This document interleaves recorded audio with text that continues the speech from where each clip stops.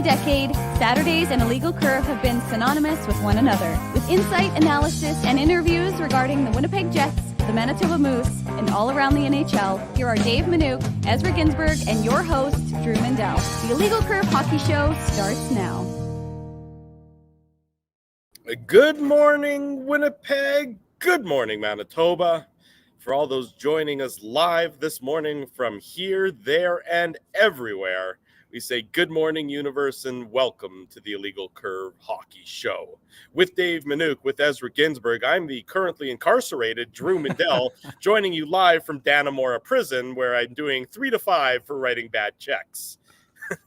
That's hilarious. Yes, I thought you were at the zoo, Drew. Like, I wasn't sure what was going on, but yeah, I guess you're locked up. I'm locked up. We had a good run. You're very nice of the authorities to grant me permission to do the show, though, from prison. Every now and then, you never know when they're going to, take away some of my privileges. But for now, I'm here at least for the first hour of this morning's program to talk about the Winnipeg Jets. Good to see both of you gentlemen. I'm not, in fact, in prison. Believe it or not, folks, I'm on vacation with my family. But I said, no.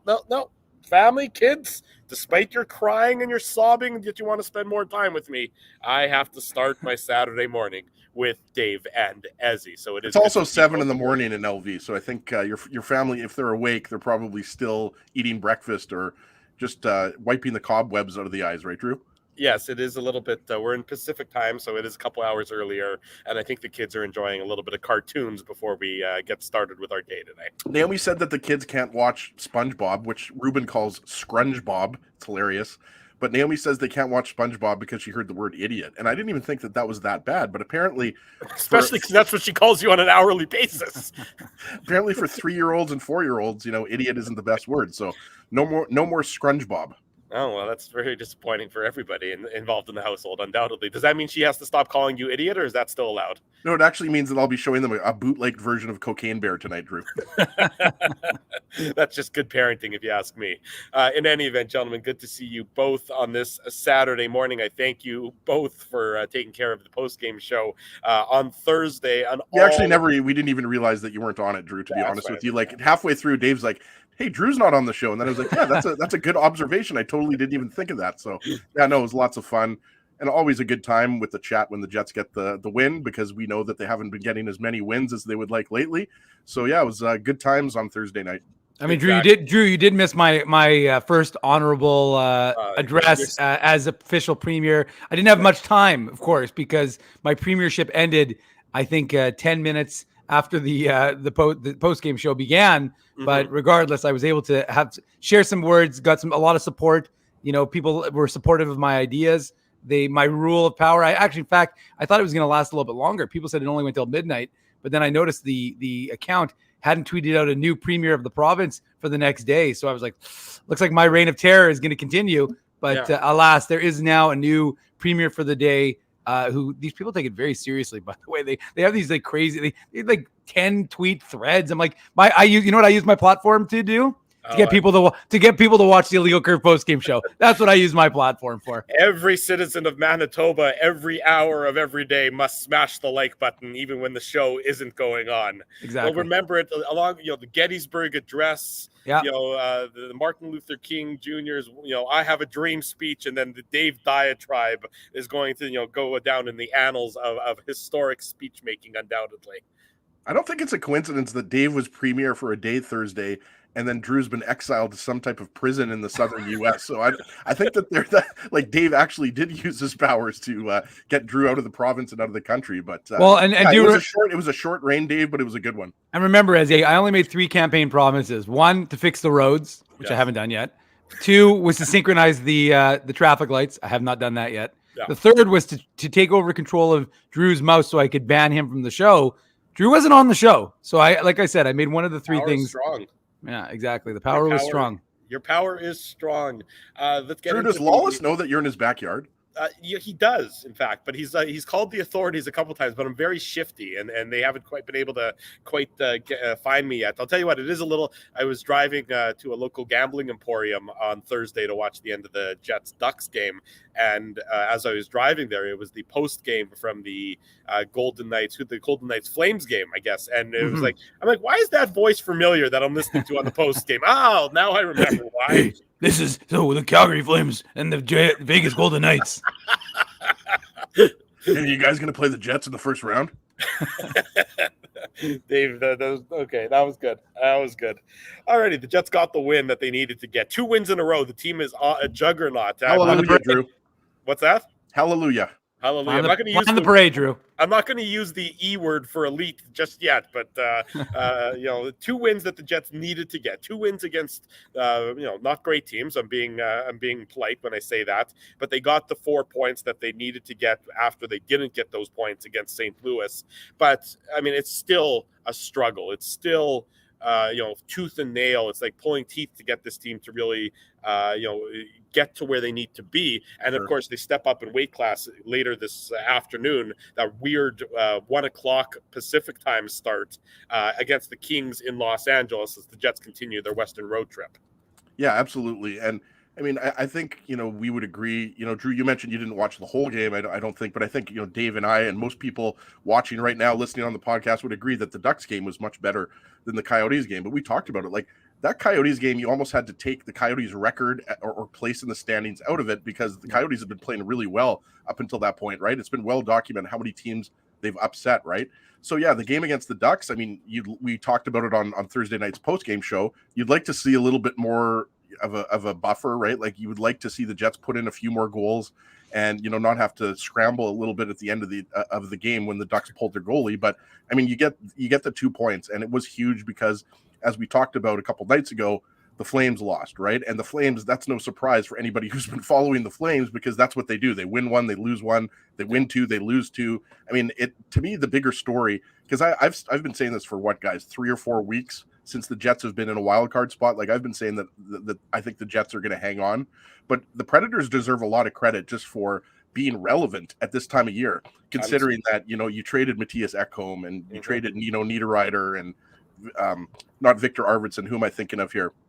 The guys somebody who, else, Pittsburgh. Tanner Jeannot, and what's the name? Tanner Jeannot and the guy to Pittsburgh. Oh my God, the Swedish guy. Mikael Granlund. Yeah, how could I was obviously Drew mistaking Mikael Granlund for Victor Arvidsson because Arvidsson, Jets fans, we're going to see him play this afternoon for the Kings, right? I think he's healthy, but yeah, it's going to be a much tougher game today. Like this Kings team, I don't know if you would say they're a legitimate Stanley Cup contender, but I would say they're probably a bona fide top 3, top 4 team in the Western Conference. They've won 8 of their last 10 games. We saw, earlier this season, the Kings, gave the Jets a run for their money, right? So it's going to be much more challenging, Dave. And I think, you're hoping that the Jets are able to, elevate their game to, the level that we saw, especially in the first, couple periods against the Ducks on Thursday night. Yeah, and you're right, Ezzy. Look, the Kings are the hottest team. The Kings and the Wild were the 2 hottest teams in the Western Conference. The Wild have come back down to earth a little bit, but the Kings continue to roll along and win. So, I mean, this is going to be an absolute tough test, and that's why we said it was so critical for the Jets to take that first game against the Ducks because you needed to bank those points. You couldn't afford to, look. Nashville won that game, right? Nashville won their game in Seattle or against Seattle. I don't know if it was in Seattle or in Nashville, but the fact of the matter is that Nashville continues to win. They keep piling up the points. They have the games in hand. So if you're the Jets, you still control your own destiny, and you know that Nashville's schedule is one of the toughest in the NHL to go with. I don't know if they've probably got about 12 games left. But the fact is, they do. They've got 12, and the Jets have 9. Yeah, right. They have a back-to-back this weekend. They have Toronto, I think, tomorrow afternoon, if I'm not mistaken, as well. Right. So the fact is that you've got a tough schedule in Nashville. So and Calgary just is Calgary. I mean, and like they just don't, even though they have the easiest of the 3 teams, Calgary has the easiest remaining schedule. Easy is a relative term when you're the Calgary Flames, apparently. And so that's a bit of a problem for the. But the thing with the Flames, Dave, sorry, they're probably going to have to win 7 or 8 games to get in. No, right? absolutely. Like the Jets can probably get in by winning. They might even be able to get in winning 4 of their last 9. Certainly 5. If you get 10 points, that should be enough to get you in the playoffs. I agree, but the reality is based on the way the Jets have stumbled and bumbled for the last little bit, and I'm not suggesting they haven't played better, but they haven't gotten the results. They haven't gotten the goal scoring. Now, maybe that's changed with Kyle Connor breaking through the last game. Adam Lowry scoring in 3 of his last 4 games. I mean, there's, you need Mark Scheifele, but Mark Scheifele, again, I know Mark Scheifele hasn't been super present, but he's also going to set a career record for goals, right? He's at 38. That's tied his career. So, you need more from Mark Scheifele, and we've talked about it. Like I wrote about it in the morning papers today on a little site called illegalcurve.com, that if the Jets want to it's actually not that little of a site. It's actually quite expensive. I appreciate that. Thank you, Ez. Nashville has Seattle tomorrow, not Toronto. Toronto, I think, next Sunday. But anyway, sorry, you go on. Oh, okay. Oh, so they're playing like a home and home against the Predators? I mean, against the Kraken? I don't know. No, because they would have just played. Yeah, I guess it must be home and home. Today is Saturday. I'm losing my mind. They have Seattle. Seattle's at Nashville today. Hang on. No, they do have Toronto tomorrow. I was right. I was right. I'm right, but I just can't read. But I'm saying they played Seattle. Now they're playing Seattle again. Yes. And then look, those aren't easy games. And it's an afternoon game as well. So when Jets fans are watching the game this afternoon, that game won't be over, but it'll be close to being over because it starts 2 hours earlier, Dave. So Drew's right. You got Nashville versus Seattle this afternoon, and they've got Toronto. So it's crazy, guys, to think that Nashville is the bigger threat, but really it's the games in hand, right? Like I said before, I mean, we could, crunch the numbers. Like, I don't really want to. It's way too early in the morning here to do that. But like, I really do think, like, just looking at it kind of, general speaking here, the Jets with 9 games left, if they win 5 of 9, which is, just over 500, they should be good enough to get into the playoffs.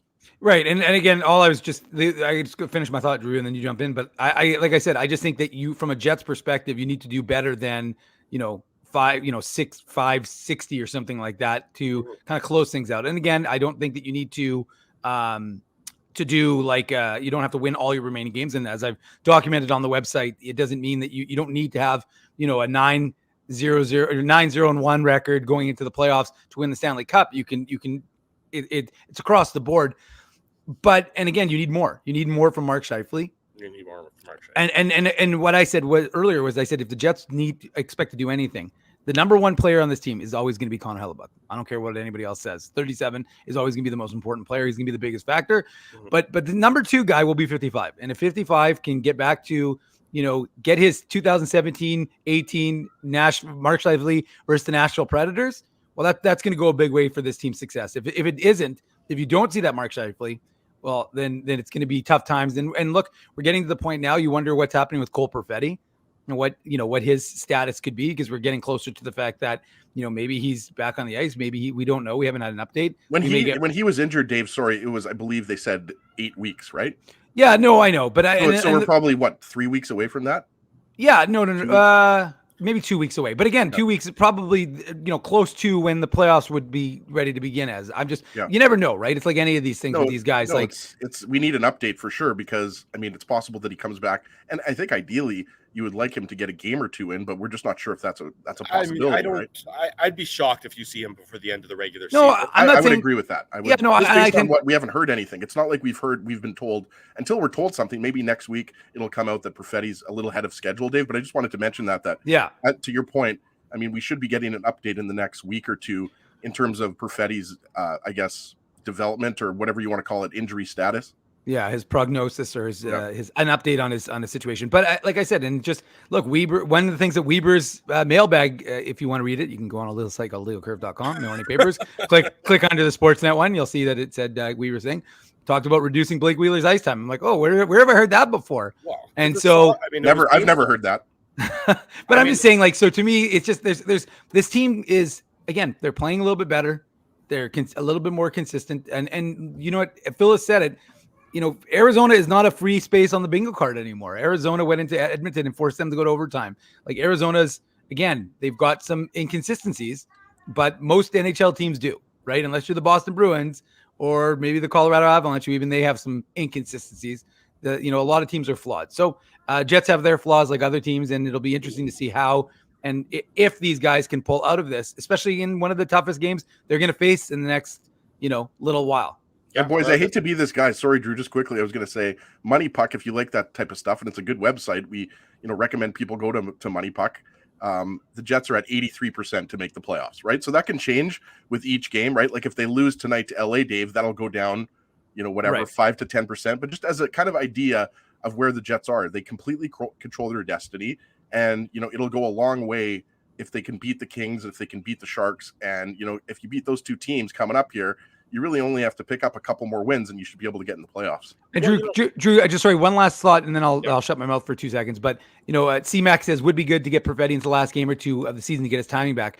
There's always the possibility that they can assign him to give him a conditioning stint with the Manitoba Moose. So, if you folks want to recall, Mark Letestu, when he was coming back, was originally assigned to the Manitoba Moose, and then he decided to retire. He actually liked the mustard better in the AHL, though. That's why he heard there was some good mustard there. But the point is that guys can always, even though he wouldn't be eligible to play in the AHL playoffs, Cole Perfetti could, in theory, it's one thing the Jets I don't think avail themselves of enough is you can send a guy down to get his timing back. So there's an opportunity he can go and play 4 games with the Moose. So that's always a possibility depending on his health, because the Moose, of course, don't have that many games left either. Well, I want to highlight this comment from Andrew, and I've just put it up on the screen because I was going to. Funny, I was just reading that, Drew. I was going to send you that in the chat to talk about. Well, because I thought Scott Billick wrote well about it in his column yesterday. Yep. Scott had sort of touched on a couple things in the column. One, the struggles of Scheifele, who has, I believe, not scored in 7 games since he was benched, the benching against the Carolina Hurricanes, and he only has 1 assist in that time as well. So we know that Scheifele has really been struggling, and he hasn't really been even generating a lot of shots on goal or a lot of chances, despite getting a ton of power play time. So we talked about that, but Scotty also mentioned, the struggles of Blake Wheeler recently, because Blake Wheeler's struggles are, they're just obvious for anybody who's watching. And I don't know if he's injured or if Father Time is caught up to him and it's really impacting his play as of late, but it's not pleasant to watch. And I'm sure it's not pleasant to experience from Blake Wheeler's perspective either. And we talked about this, I think, on last week's show, that, Connor, Dubois, and Niederreiter, they seem to have some chemistry there. There seems to be some sort of, they seem to have some good vibes. Keep that together. But maybe move a guy like Morgan Barron up to somebody to do the hard work on that currently Ehlers, Scheifele, Wheeler line, because Wheeler is struggling, we know. Scheifele's game is not to dig in the corners. That's not his strength. I don't know. Sorry, Drew. I don't know if you could hear that. I muted the mic, but my son is banging on the door. So hopefully they don't come in right now. That's why I've locked myself in the downstairs office. Yeah, but at least you're doing the show. What about all the other times you lock yourself in the office to cry? That's just because I need a good cry. So that, you have to have a dedicated, we've talked about this. You have to have a room in your house that you can lock and have a nice, good cry without being interrupted, right? No question.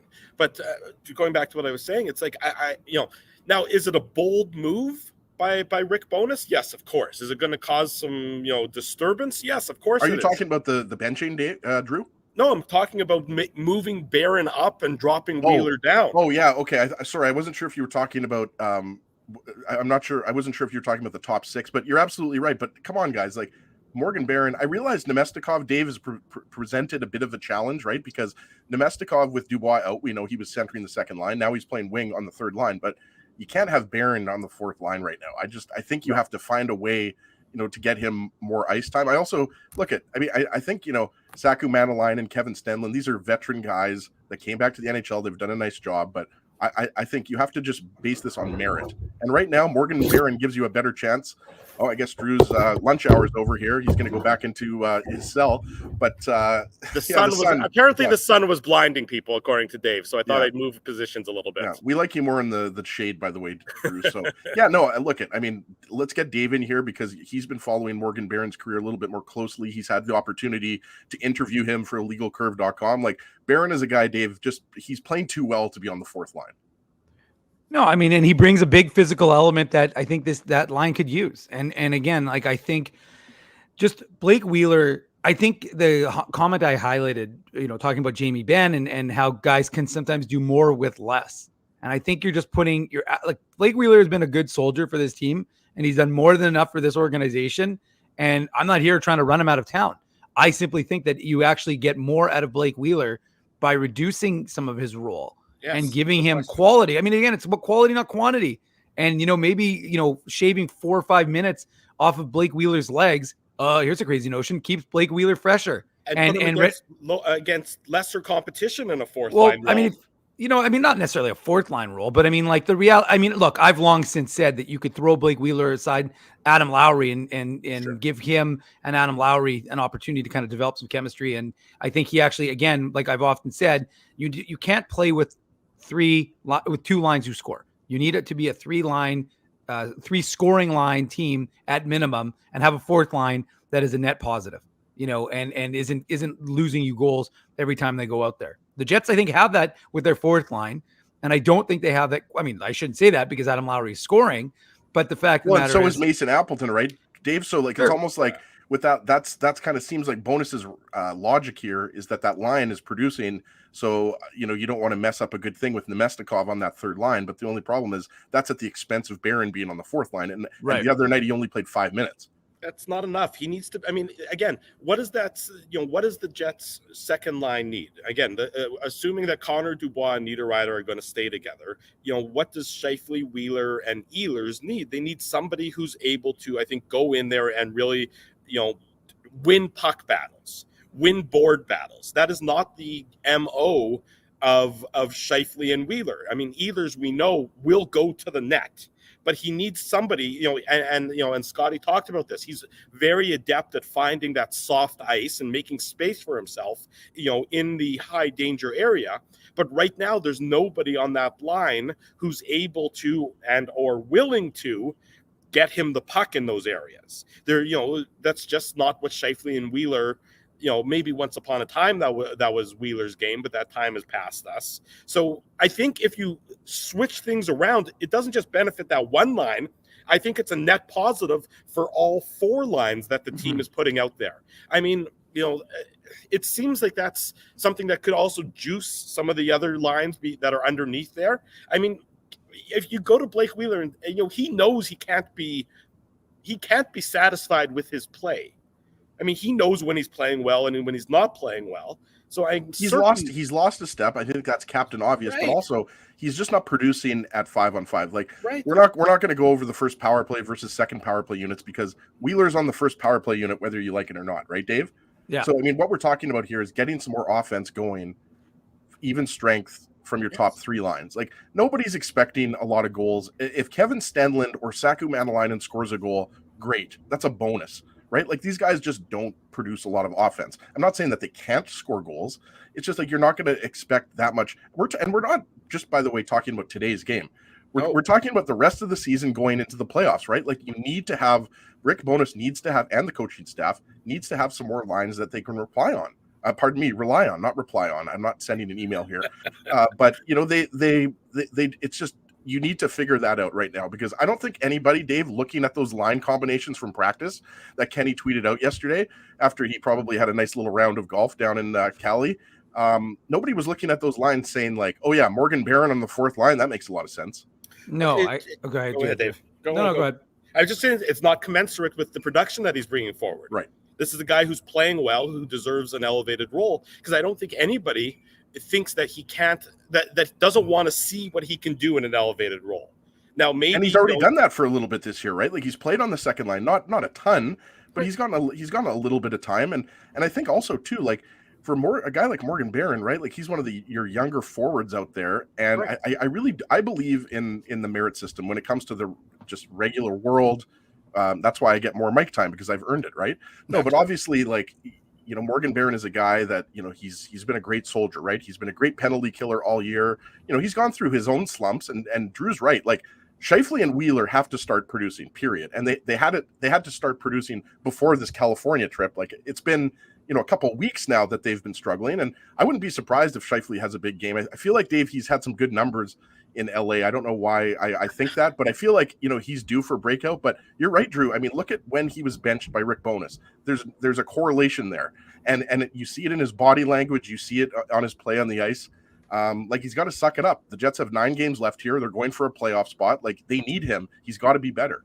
Well, and I agree with everything you just said, Ezzy, but more than that, from the Morgan Barron perspective, I think the team needs to find out what they really have in him. Is he a third, fourth line guy, for the majority of his career, or does he have that ability to move up? I don't think he does. I think he's a guy that I think, can absolutely be a top 6 forward. This is his first full NHL season, Dave.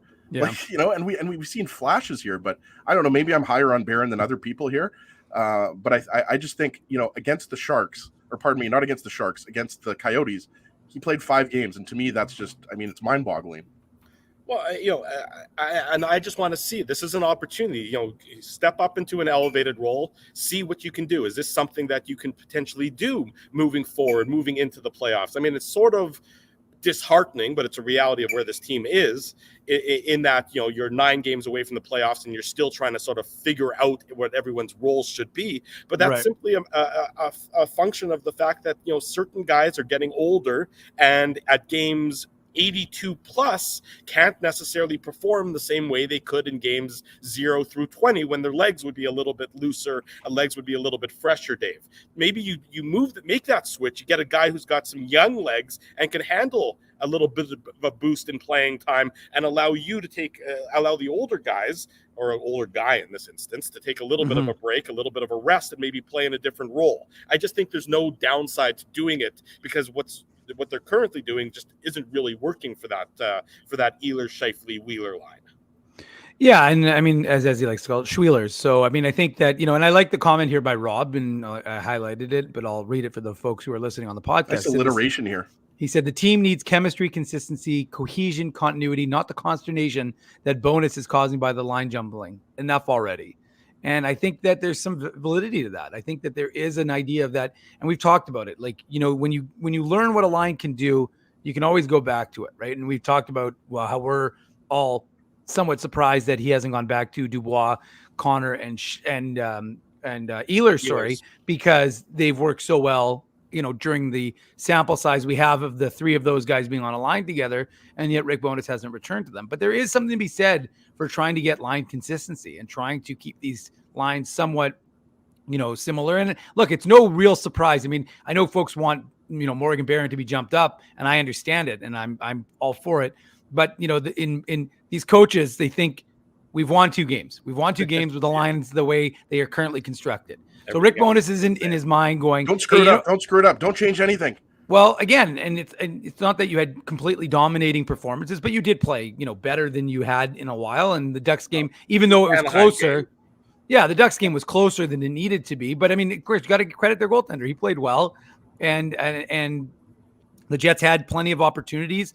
And, the mistakes they made ended up in the back of their net. But I'm just saying that it's one of those situations where I'm not surprised that Rick Bowness isn't making any amendments to his lines based on, the way things have gone and the fact that the team has won 2 games. Coaches tend not to change things when they're winning. So the reality is we'll see how these lines, as they're constructed, do against the Kings. And then, of course, they'll have a day off tomorrow, and we'll see on Monday when they practice how they're going to look against the Sharks on Tuesday. Sorry, Dave, I gotta say one thing here. It's Lucas Dochnal. I had to look it up because I forgot the name of the goalie, the Ducks goalie. He actually played pretty well, but not exactly a household name yet. Well, the problem was I was going to call him Donskoy. I was like, I knew I'm going to get the name wrong, so I'm just going to say the goaltender because I didn't want to butcher his name. Lucas. There you go.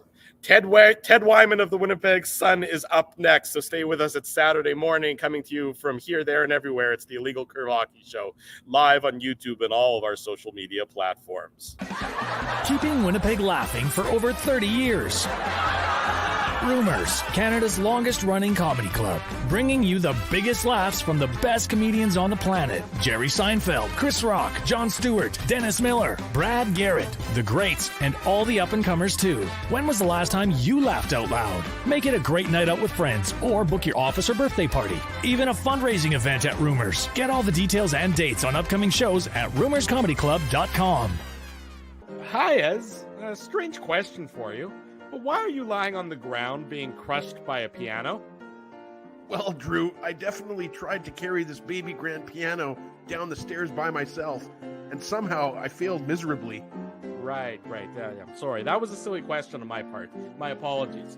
Would you like me to call Rolly's Transfer Moving and Storage to help you move the piano? They are the most experienced piano moving company in Winnipeg, after all. Yes, please call Rollies and hurry. This piano is very, very heavy. Rollies Transfer Moving and Storage offers stress-free residential moving services while taking great care of your personal belongings, including your piano. At Rollies, no job is too big or too small. For more information, visit rollies.com.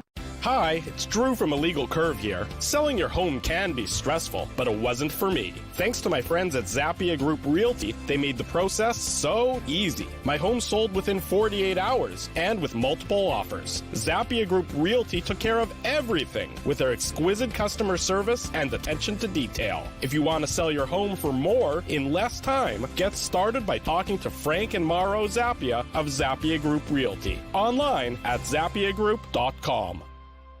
Hey, Drew. Ezzy, whoa, what a smile! Yeah, I got my crowns done at Linden Market Dental Center, and they whitened my teeth. I see. They're so bright that every time I smile, they go...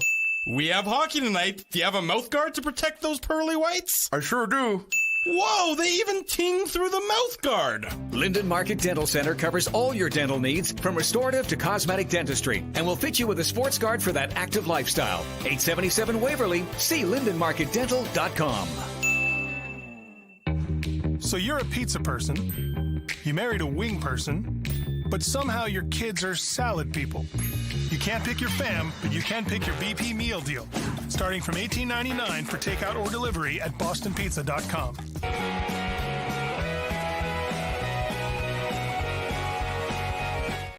Bottom of the hour, welcome back to the Illegal Curve Hockey Show Saturday morning. We're live on all of our social media platforms. Drew Mindell, Dave Minuk, Ezra Ginsburg, and we're thrilled to welcome to the program the sports editor of the Winnipeg Sun, curling aficionado who undoubtedly was up bright and early this morning watching Team Canada's victory. Ted Wyman joins us on the show. Teddy, am I right? Were you up bright and early watching? Good morning, my friends. I was not.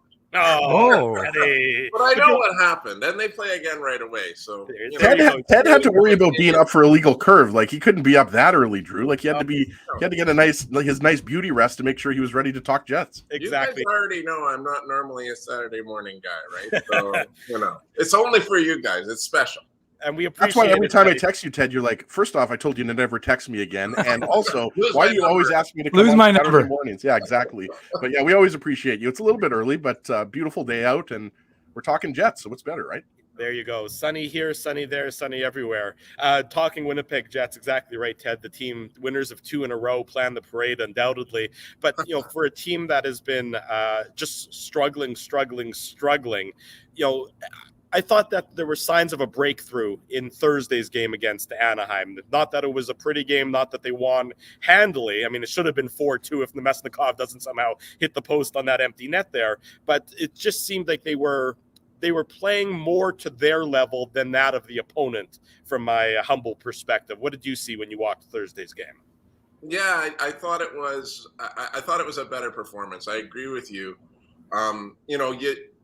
The words that came to mind when watching Tuesday's game against the Coyotes was, yeah, they got a win, but it seemed a little bit listless still, like just where's the energy? Where's the fire? It was hard to see it there. I felt like there was a little bit more with the Anaheim game, and, you're getting big clutch performances from, guys that maybe you don't normally expect it from. It's Adam Lowry who's been getting a lot of things done for them lately. Dylan DeMello has been playing really great on the blue line. Morgan Barron, like the role players are really doing a nice job. It's just where are those guys that you pay the big bucks to?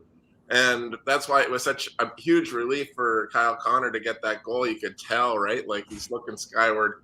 It's something that's really meant something to him, but they're going to need those contributions from Wheeler and Scheifele soon, or you can only go so far on that boost of energy that you get and whatever motivation it is and whatnot. You got to get something out of those big guys at some point. And so, again, this has been a progress forward week, I think, for the Jets with 2 wins in a row, games they were supposed to win. And obviously a much better performance against Anaheim, but really different story when you're playing a really good team like LA today. They're going to need a lot more still than what we saw on Thursday night.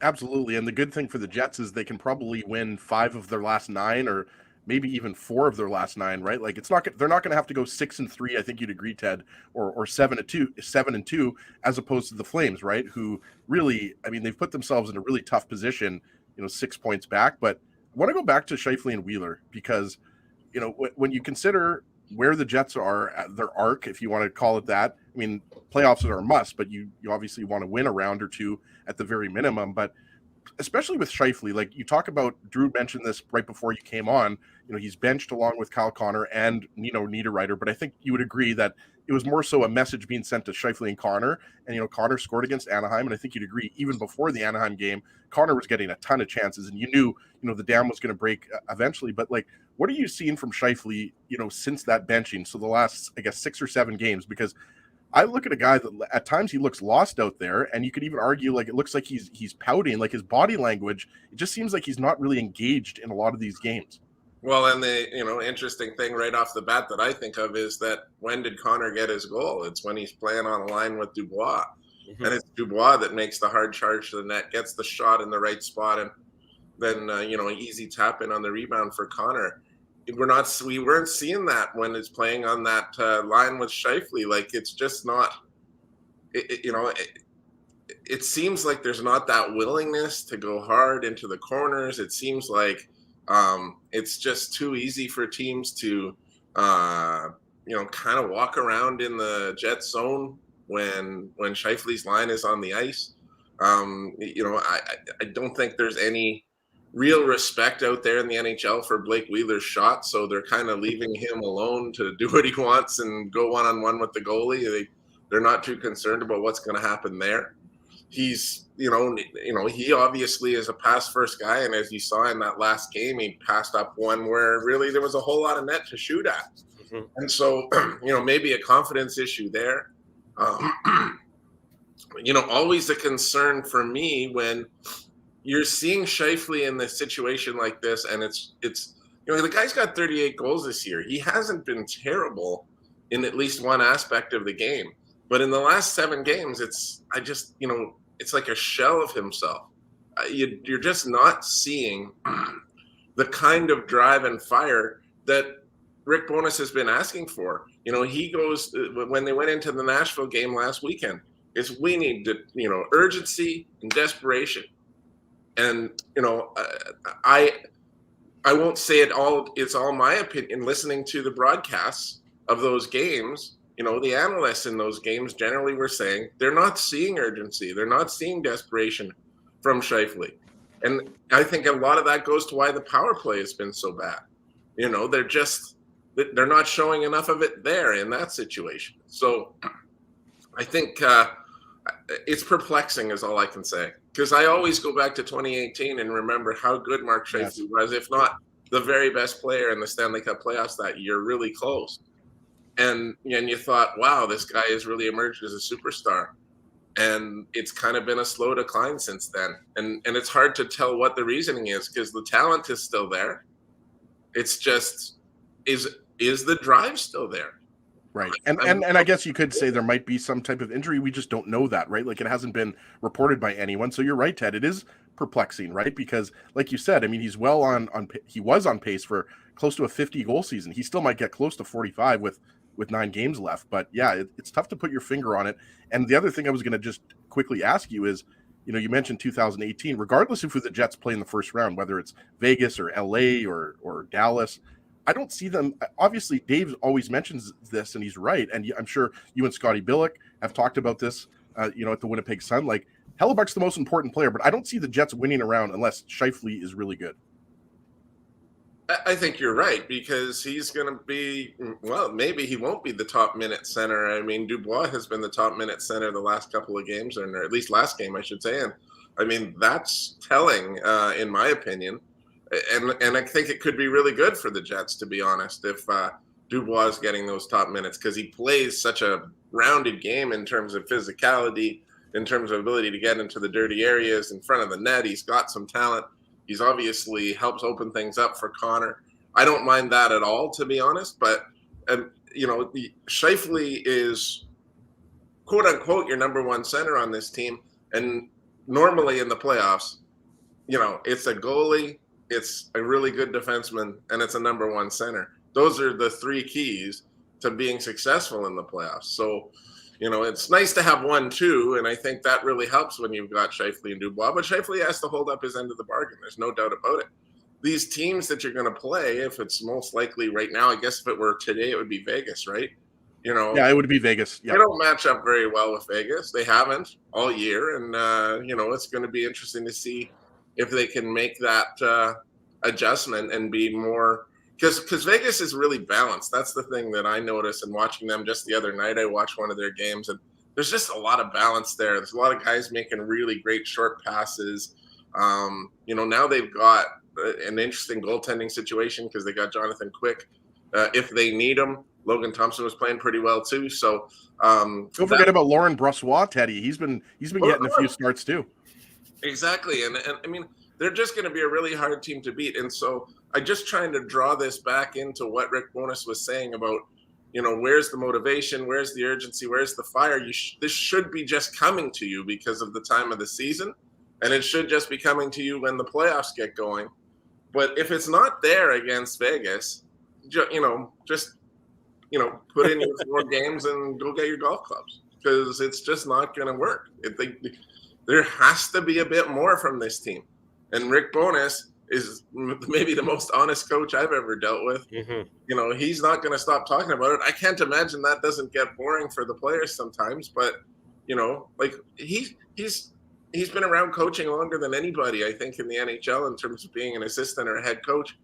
You know, he knows what's missing.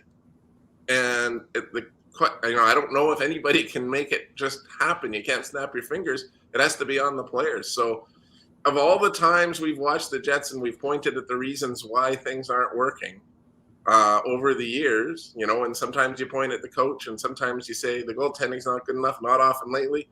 But this time you just say, how is it that this group has not been able to become cohesive, to motivate itself to be great for themselves, for their teammates, for Winnipeg, for their coach, for all those things?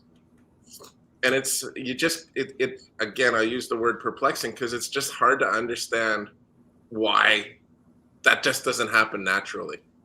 And, you know, I think we're not wrong in saying that that's the case, that it hasn't happened naturally, because Rick Bowness keeps talking about it.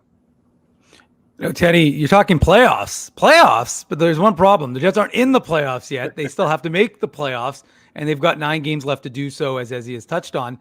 Is there in any way, shape, or form a chance that Connor Hellebuyck doesn't play at least 8 of those 9 when you look at the spacing, and there's only one back-to-back, that Sharks Wild back-to-back, I think on April 10th and 11th, but otherwise there's like 2 games in between every game, or at least one, obviously, but like there's a lot of time in between. So do you see in any way, shape, or form Connor Hellebuyck not playing 8 of the next 9 games?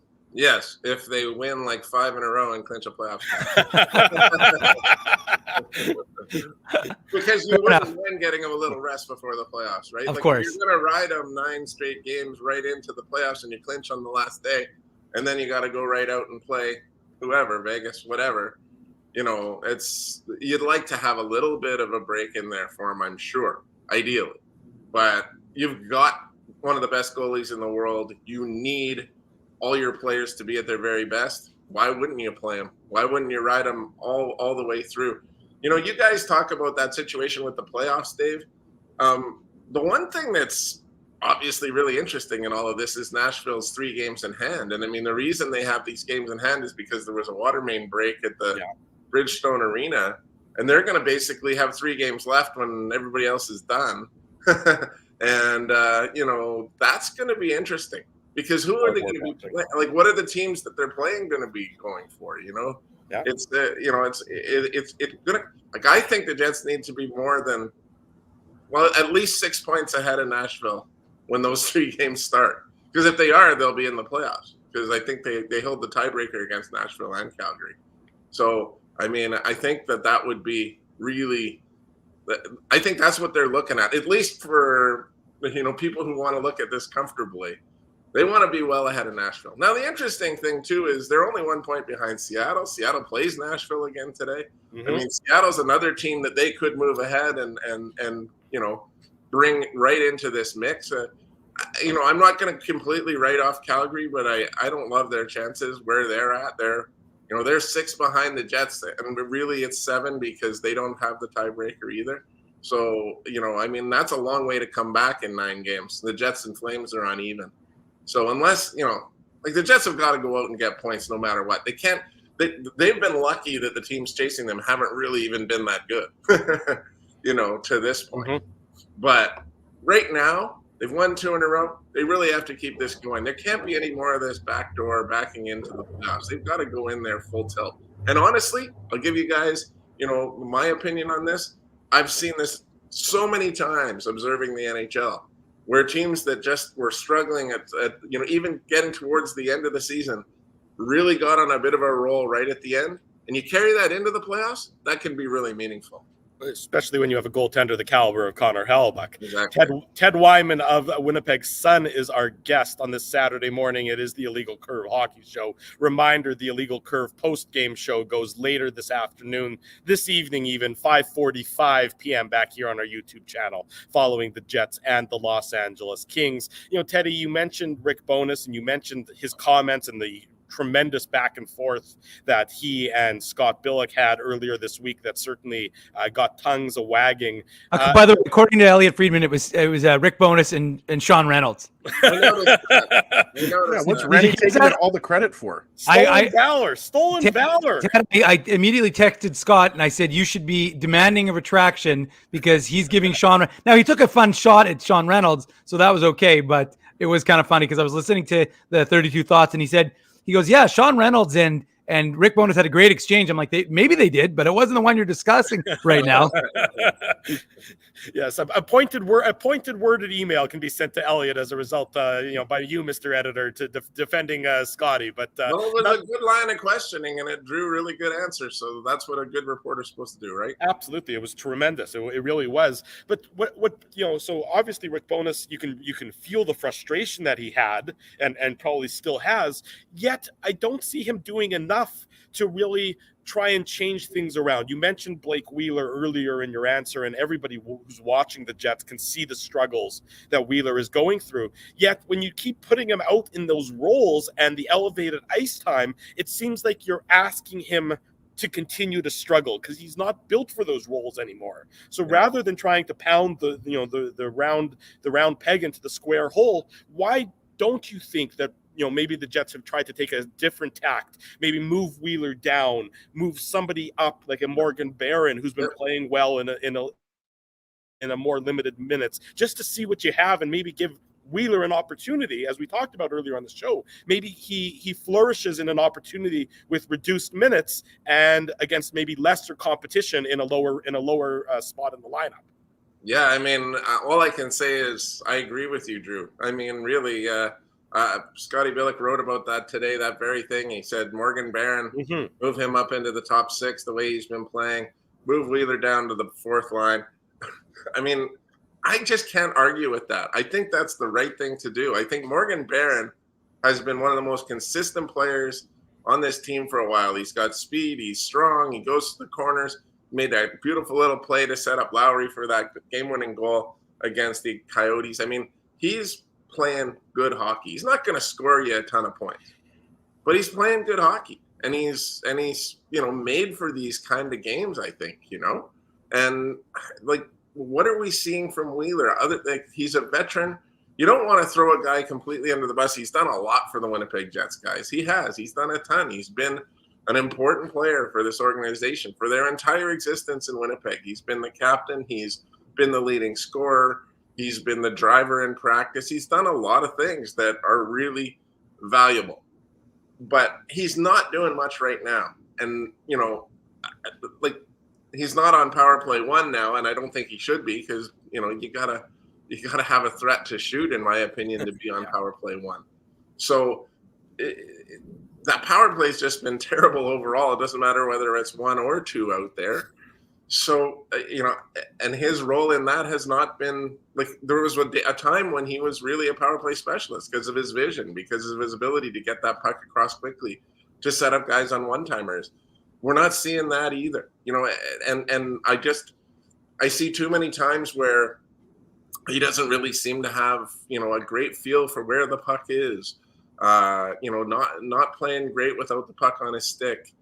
You just don't want to be too critical, but if you need to, it's the truth though, Ted. That's the problem. Like if you're not saying that, then you're not being truthful. Well, it's true. It's true. But, again, like, I guess I'm just the kind of person that, you have to take a lot of factors into consideration. But the truth is you can watch these games and you can see that he's not having a particularly big impact. So why is he up on the power play? Why is he in the top 6?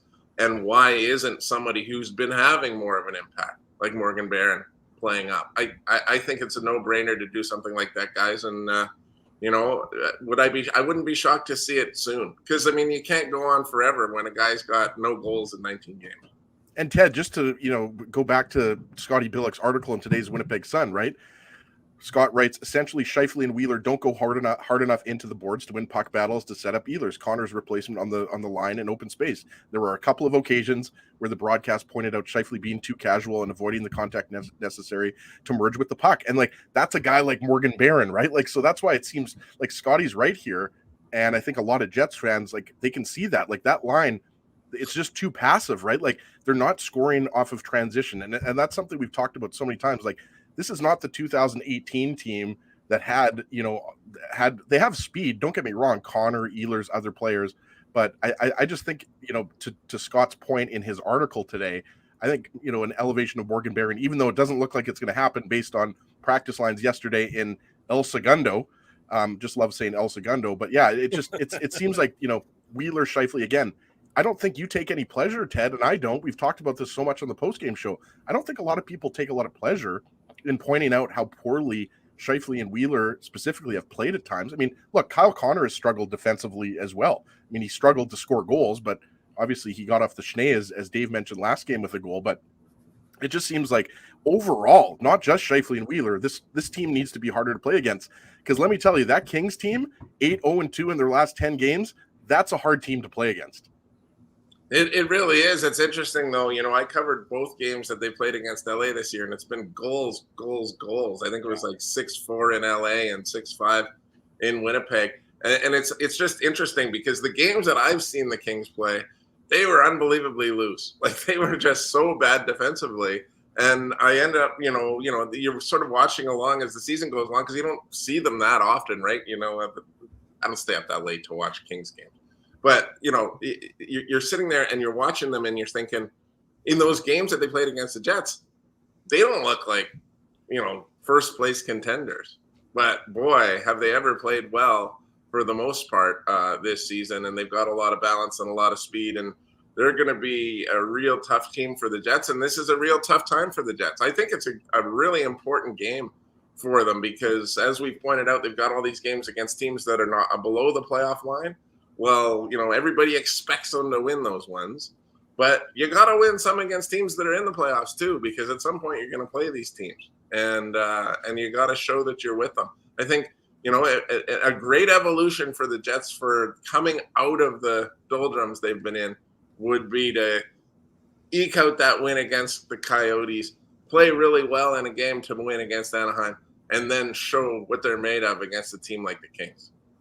Well, one of those guys who may help them is the guy who's been scoring a lot of goals for them, Ted, is Adam Lowry. After having a long drought himself, 3 goals in his last 4 games. And we can talk about the guys who aren't, pulling their weight, but Adam Lowry, we know defensively he pulls his weight. He was excellent in that protecting the lead in the final seconds of the game against the Ducks. And now he's getting some goals, which we've often said, if you're going to be a third line center in the NHL, you have to be able to produce. So just how significant is it that he seems to have found his touch? And we know that everything he does right now for himself in terms of point production is a career high.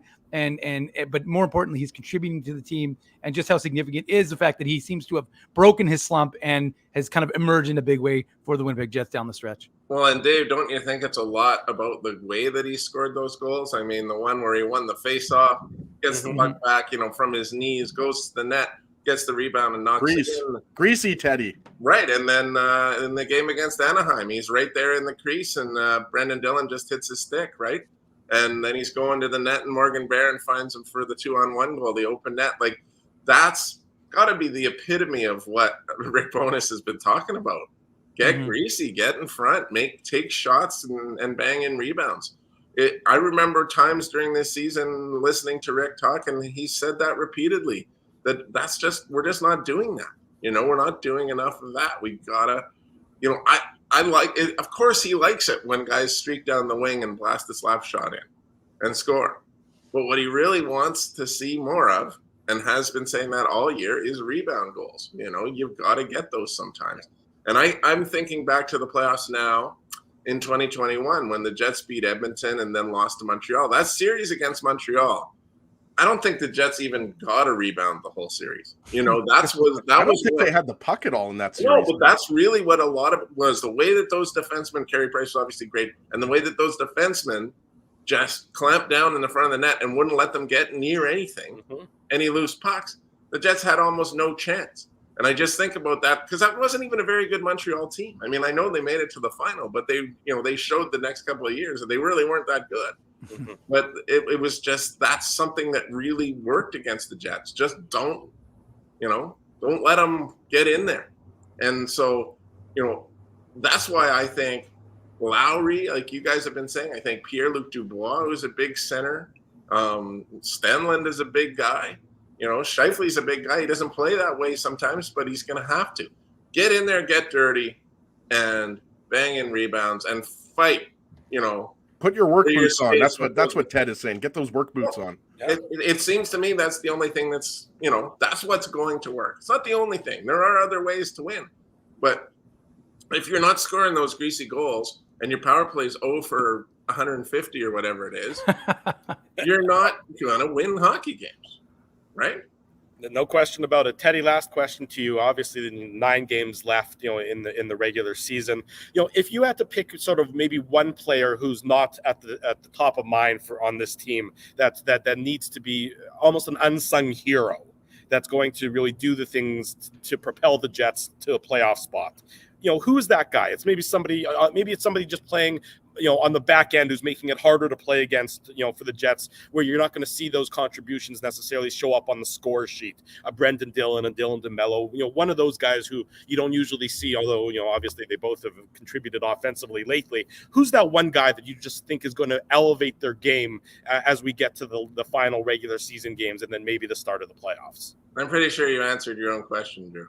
The first 2 guys that came to mind for me were DeMello and Dylan. Honestly, I love the way Dylan DeMello's been playing. I think adding the offensive component into his game, the ability to carry the puck up ice, to go to the net, and that's all Rick Bowness's philosophy on how he wants his defensemen to play, because he never played like that before here in Winnipeg.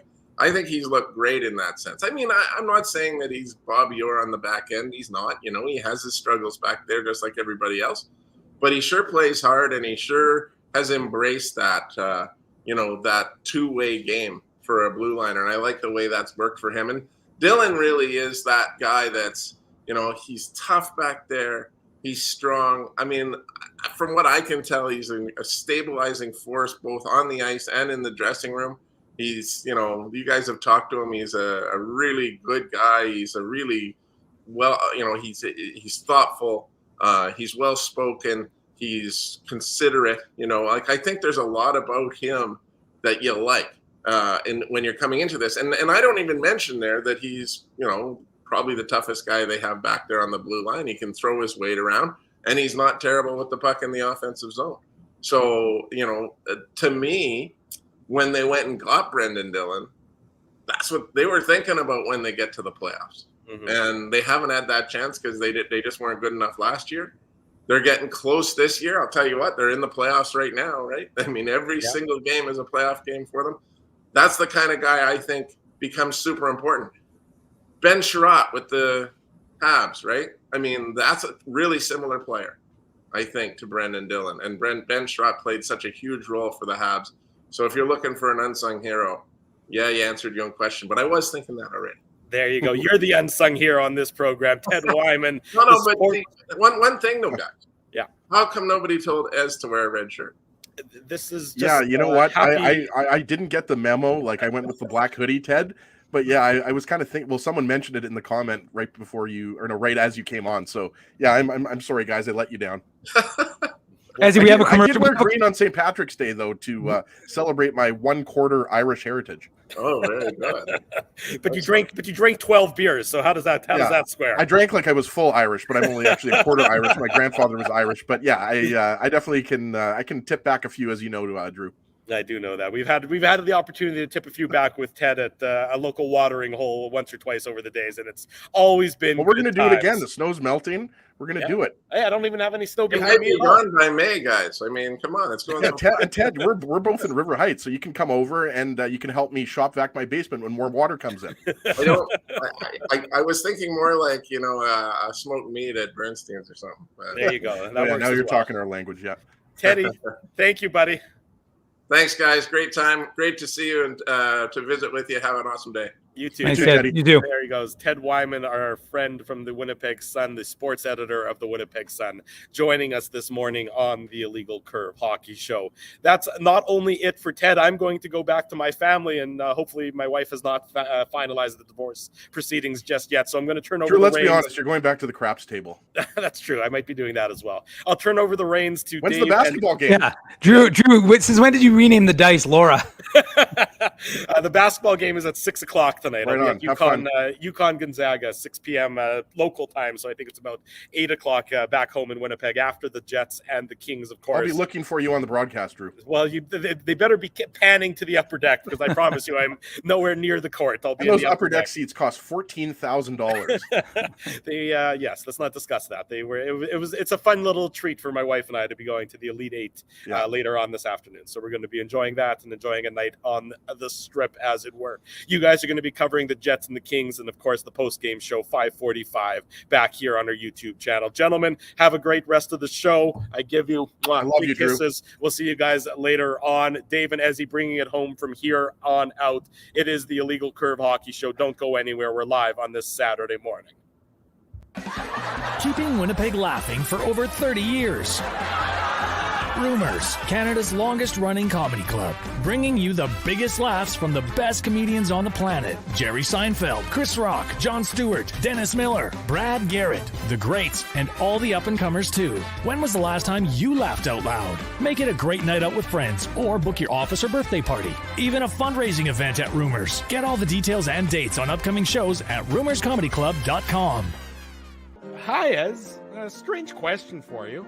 But why are you lying on the ground being crushed by a piano? Well, Drew, I definitely tried to carry this baby grand piano down the stairs by myself, and somehow I failed miserably. Right. I'm sorry. That was a silly question on my part. My apologies. Would you like me to call Rolly's Transfer Moving and Storage to help you move the piano? They are the most experienced piano moving company in Winnipeg, after all. Yes, please call Rolly's and hurry. This piano is very, very heavy. Rolly's Transfer Moving and Storage offers stress-free residential moving services while taking great care of your personal belongings, including your piano. At Rolly's, no job is too big or too small. For more information, visit rollys.com. Hi, it's Drew from Illegal Curve here. Selling your home can be stressful, but it wasn't for me. Thanks to my friends at Zappia Group Realty, they made the process so easy. My home sold within 48 hours and with multiple offers. Zappia Group Realty took care of everything with their exquisite customer service and attention to detail. If you want to sell your home for more in less time, get started by talking to Frank and Mauro Zappia of Zappia Group Realty. Online at zappiagroup.com. Hey, Drew. Ezzy, whoa, what a smile! Yeah, I got my crowns done at Linden Market Dental Center, and they whiten my teeth. I see. They're so bright that every time I smile, they go, "We have hockey tonight. Do you have a mouth guard to protect those pearly whites?" I sure do. Whoa, they even ting through the mouth guard. Linden Market Dental Center covers all your dental needs from restorative to cosmetic dentistry and will fit you with a sports guard for that active lifestyle. 877 Waverly. See lindenmarketdental.com. So you're a pizza person, you married a wing person, but somehow your kids are salad people. You can't pick your fam, but you can pick your BP meal deal. Starting from $18.99 for takeout or delivery at bostonpizza.com.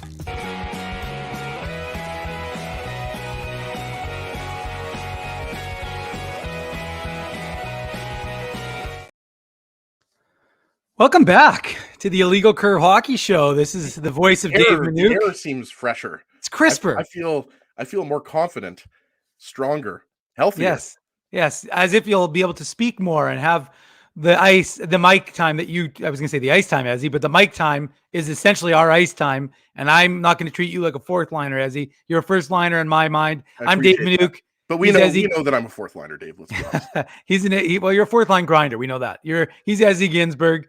This is the Illegal Curve Hockey Show. You'll notice I'm welcoming you back. It's not Drew Mindell. Drew was nice enough, I should say, or we were lucky enough to be joined by Drew for the first hour of the program. The last hour of the program will be closed out by Ezzy and I, as we discussed. Drew, by the way, just for waking up that early, right? Because he came on at 7 o'clock, right? As opposed to here in the central time zone where we start the show at 9. So good on him. I mean, if I was him, I would be passed out in the pool if I was in Vegas. Well, do we really? I mean, look, I did the same thing for the 14th anniversary show. I was in Vegas. I managed to wake up, do a little stroll. Went for a little walk. Yeah. Little stroll around. I thought Drew was going to do that too. What hotel did you stay at last time, Dave? Resorts World. Resorts World. There you go. Because Planet Hollywood was our hotel. Remember, we went, I think that was 2014. Obviously met our boy Philly Dan. Shout out to Philly Dan. He's actually in Vegas right now. So he's always in Vegas. He is. I mean, that guy is he's here and there and everywhere. Huge Flyers fan, obviously, but Phillies. Yeah, we had fun there. I believe Britney Spears was playing at the Planet Hollywood when we were there, if I'm not mistaken. Yeah, don't you remember she sang that ballad to you? It was very nice. Yeah. No, you mean the security guards told me that if I didn't behave myself, they were going to send me to the Las Vegas Police Department. I think that's what you're talking about, Dave. Well, it was really got a little too close to Britney. Well, it was really weird because all you're doing was talking to like a cardboard cutout of Britney, but that still offended people, and then they still wanted to punish you accordingly. That cardboard cutout was very realistic. I thought that was really Britney, Dave. So no matter what anybody says, that was not you can't fault me for being excited for a Britney Spears cutout. Well, and I can't fault the folks for demanding something, Ezzy. And we always, on this show, we try and give the people what they want. So let's give them what they want, which is... Put on your antlers. It's time for the Minuk Moose Minute on the Illegal Curve Hockey Show. That's right. It is time for the Minuk Moose Minute, although Ezzy is always welcome to jump in and share his thoughts on the Moose. No. I don't step on your toes during a Minuk Minute.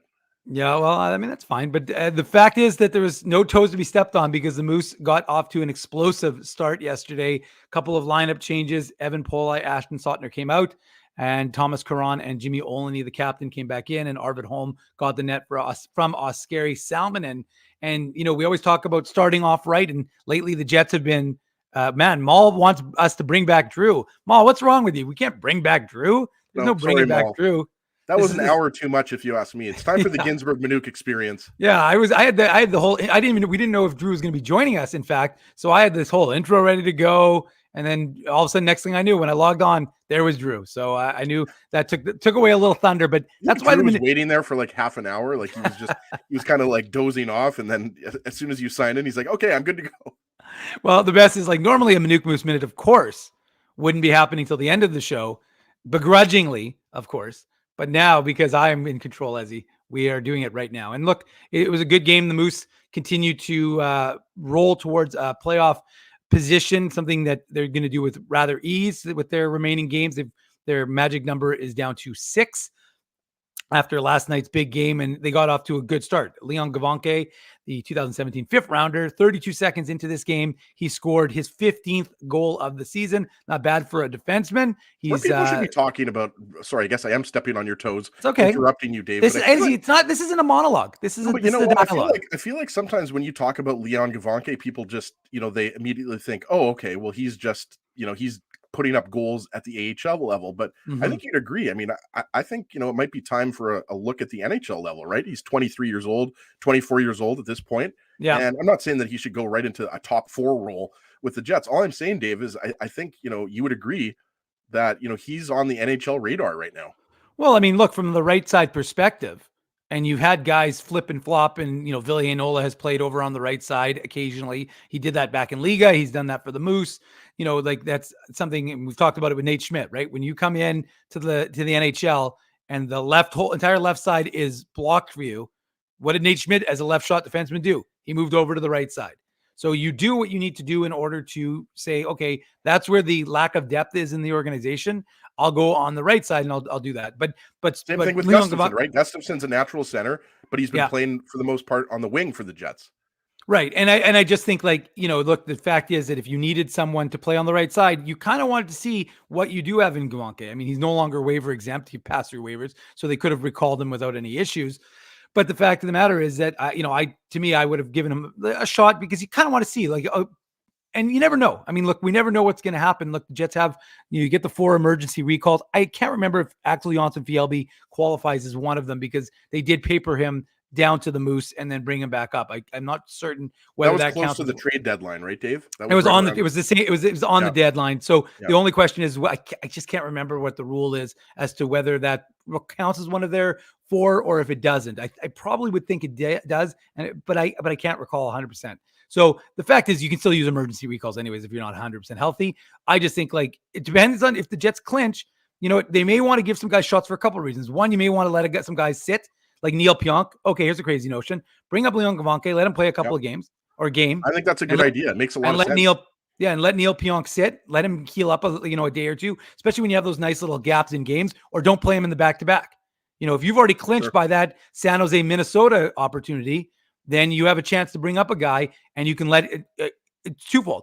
You let a guy rest and get some recovery and get him a little bit healthier for the playoffs.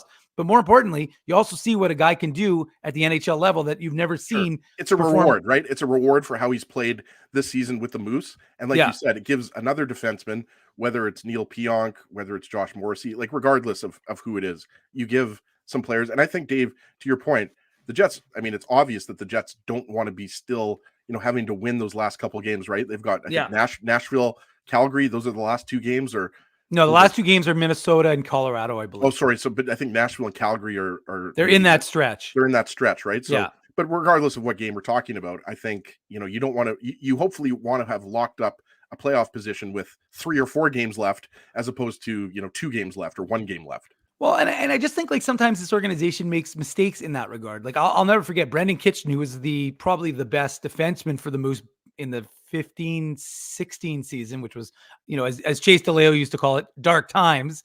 But because, they weren't a very good team. What about Chase's dog, Chase Jr., Dave? Remember when we had him on the old TSN 1290 days, and we could hear his dog barking in the background, and we started talking to Chase about his dog. I'm pretty sure he's got an entire farm in San Diego, or at least his family does. But look, the fact of the matter is that Brendan Kitchen was up with the Jets on that last California road trip the year they didn't make the playoffs. And instead of playing Brendan Kitchen, who was the top defenseman with the Moose, they played Mark Stewart, which was unnecessary, and they should have, played Kitchen. It was funny because Kitchen came down. I'll never forget it. Keith McCambridge. It was the first year of the Moose here in Manitoba. And the Jets flew back from California, landed at like 4 a.m. And Kitchen called McCambridge at 6 and said, "I want to play today," and ended up playing in that game. And I think he scored the OT winner for the Moose that game. But don't 100% quote me on that. I just think that you could see he had to burn his saddle by not getting into a game. And I just think that there's an opportunity to get some guys into the lineup that need to. So anyways, I just think that is an opportunity for the Jets to kind of see what they've got in players. And here's another player, Ezzy, who's been, nothing but good for this Manitoba Moose team, Alex Limoges. He got the game quickly into a 2-0 lead about 2.5 minutes after Gawanke's goal to make it 2-0 when he put home a nice pass by Jeff Malott. That's going to be a theme throughout the course of this game. And so it was 2-0 for Manitoba just a few minutes into the first period. And they kept things rolling. Greg Morellis, he scored his 3rd goal in the last 6, his 7th goal overall this season with a nice little individual effort. And then the 2020 second rounder for the Winnipeg Jets, Daniel Torgerson, big, strong guy, learning again the game here, his first full season in North America. And he was in front of the net. He put home a puck. So it was 4-0 Manitoba after 1 period, an explosive first period. And that's how they were going to continue into the second, because guess who scored, as no surprise, Jansen Harkins. Jansen Harkins scored his 20th goal of the season. He's got 20 goals in 34 games for the Manitoba Moose. And I'm not good certain. for him. I've been saying this for, I don't know, at least 2 weeks, 3 weeks, that, I think a guy like Jansen Harkins should be called up, even though I'm not saying Harkins is going to score a hat trick for the Jets if he's called up, Dave. I just think that he's played so well in the AHL that he deserves a call up. But continue on Harkins, because it is a great story that he could have pouted and he could have struggled, but what he's done is basically be the Moose, and you would know better than I would. He's been basically the Moose's most reliable goal scorer. Yeah, he's been unbelievable. I mean, again, he's got 20 goals in 34 games. I mean, his if you look at him from a points per game percentage, he's top 10 of the AHL. So he's been fantastic. He's done absolutely everything, and he's a difference maker in the American Hockey League. And look, guys and girls, I'm not suggesting that Jansen Harkins going up, as he just said, and he agrees, he's not going up to the NHL and he's going to score a hat trick. But I mean, I just thought that I think he could be a contributor at the NHL level. I thought if you put him alongside Adam Lowry, that he could have been a good distributor for Lowry. I think he's a cerebral player. That's what we thought the third line was going to be at the beginning of the year, right? We thought it was going to be Harkins, Lowry, and Barron, right? Yeah. And then obviously Appleton, he was the kind of the next candidate. But you're absolutely right, Dave. Like, Harkins is a guy that I think, I mean, you know what you're going to get out of Jansen Harkins, right? And I think he would boost the offensive ability of the bottom six, whether he's on the fourth line or the third line. That's right, exactly. And so, look, I just think that he's been having a great season. Another guy who's having a great season, Jeff Malott for the Manitoba Moose. I mean, he matched his career high for assists. He's got 99 points in his AHL career. He had a 3-assist game already for the Moose when it was 5-0 because he assisted on the first 5. Three of the first 5 goals for the Moose. They gave up 2 in the second period to make it a 5-2 game. But of course, they just continued to fire in the third. And Alex Limoges got his second of the game. And it was his 50th point, first time he's ever hit 50 points in the AHL. Leon Gavanke, I spoke about him. He set a new career high for points with 37, 15 goals, 22 assists. And with the 6-2 win, the Moose improved to 34, 19, 5, and 4, which gives them 77 points, puts them 2 back of Texas and Milwaukee for first. They're currently on a 5-game point streak, 3-0, 1-1, and they just continue to play well. And they, all the guys had an impact in the game yesterday. All the guys had a piece of the game yesterday, and they'll be taking on the Laval Rocket what game is it tomorrow? 1 sec, Dave. I was just checking out the Laval Rocket lineup here. Laval Rocket are not very good. So the next 2 games, as you talked about, are against Laval Rocket. But the game on Sunday, good plug here for Hockey Manitoba, celebrating women in sport. So there's going to be a lot of female hockey players teams. And I know that because I was part of the promotion with the Moose. So there's going to be a lot of female hockey players there and a lot of celebrating, women in sport, which is always a good thing. So, hopefully the Moose will pick up a win against Laval. And as Dave talked about, points in 5 straight. Laval's not a really good team, so you're not going to take them for granted. But it should be a lot of fun celebrating female hockey. And I know Bailey asked a question as to why Cole Meyer received a 10-minute misconduct. It seemed like everybody, in that game received a 10-minute misconduct towards the end. I know Jimmy Olney, Tyrell Bauer, T. Conopoli will be happy. Tyrell Bauer, he was feisty. There was a lot of feistiness in that third period because Rockford is playing for their playoffs, and they are in a battle right now with Iowa for 4th and 5th. In the Central, the Moose, like I said, their magic number now is down to 6, and it could change even more with some things that happened today, even though they're not in action. And as you said, as they're up against Laval, which could even further solidify their push for a playoff spot. But it'll be interesting to see how it plays out. I'm not entirely certain why he received that, Bailey. I just, I wasn't, the refs don't exactly, we don't sometimes always get an explanation as to why it is that these guys get these 10-minute misconducts, but it was funny because at the end, the refs were talking to 2 of the Moose players, and then you saw Jansen Harkins kind of skate in to kind of be part of the conversation and then the Rockford guy had kind of peeped them and puts his stick up, and then all of a sudden you thought, okay, here's a melee that's about to happen. It didn't, but Harkins got pissed, and again, like I said, these teams I believe play one more time, maybe in Rockford. So, okay, I think that's enough for the Minuk Moose Minute. That was minutes, so I hope everyone enjoyed that. We let's move on, because we got a chance to talk about the Moose. We love talking about the Moose here on this broadcast, and we'll have another Minuk Moose Minute coming your way on Tuesday after the game. We got Lisa's going with her family. She's going to the game tomorrow. Hold on a second, and shout out to Lisa because it's Lisa. No, not Lisa Danko. Lisa Danko's she's in California. They're in California. They've been going to every Jets game in California, I believe, right? Yeah, but Lisa is going with her family. She asked for Lisa and Lisa, very close, but not the same person, unless she can be in 2 places at once, which would be remarkable. But she's going with her family tomorrow to the game, and you're right, Lisa. And let's talk about Ezzy. Let's get into that Kings game because let's do it. The Jets and the Kings. This is a huge contest because look. Again, I think the Jets have been playing well. I think some of their big players need to step up their games, and we've talked about who those guys are. But this is stepping up in weight class. Yep. This is going up against the big boy. and you're going to see how you can punch up a little bit, because the Jets aren't at the level of the Kings right now. They just aren't. So how not many teams are. They're not. You're right. Like I said earlier in the show, to start to show off, Ezzy, this is an LA team that's, tops in the Western Conference right now, especially because Minnesota's hit a bit of a slide. They've also got the most home wins in the Western Conference. So it's a really good home team. And I mean, we've talked about it, right? Who was the guy that was dominant against the Jets? Not Philip Deneau, not Kevin Fiala, who's injured right now, but Anze Kopitar, the wily veteran, right? He had a hat trick. Was it a hat trick or 4 goals? I almost want to say it was 4. Yeah, there you go. You don't see 4-goal games very often, especially now that Patty Laine isn't in town. But I mean, Adrian Kempe, Victor Arvidsson, I mean, Drew Doughty. I mean, he's obviously not the same Doughty from, back in 2012, 2014. He's, a little bit older. I'm being generous there, but you know how much he's my favorite defenseman. I'll just say that. Drew Doughty. I just love everything about him. Like, I love the fact that, he chirps guys. Everybody knows, the Doughty Matthew Tkachuk rivalry, Dave. That was one of the best in recent NHL history, right? But yeah, I mean, look at this Kings team. I mean, did it not make complete sense for them to go out and get Joonas Korpisalo? And I realized that, Jonathan Quick, I mean, he was the casualty or the victim of that. That was a horrible situation for him, right?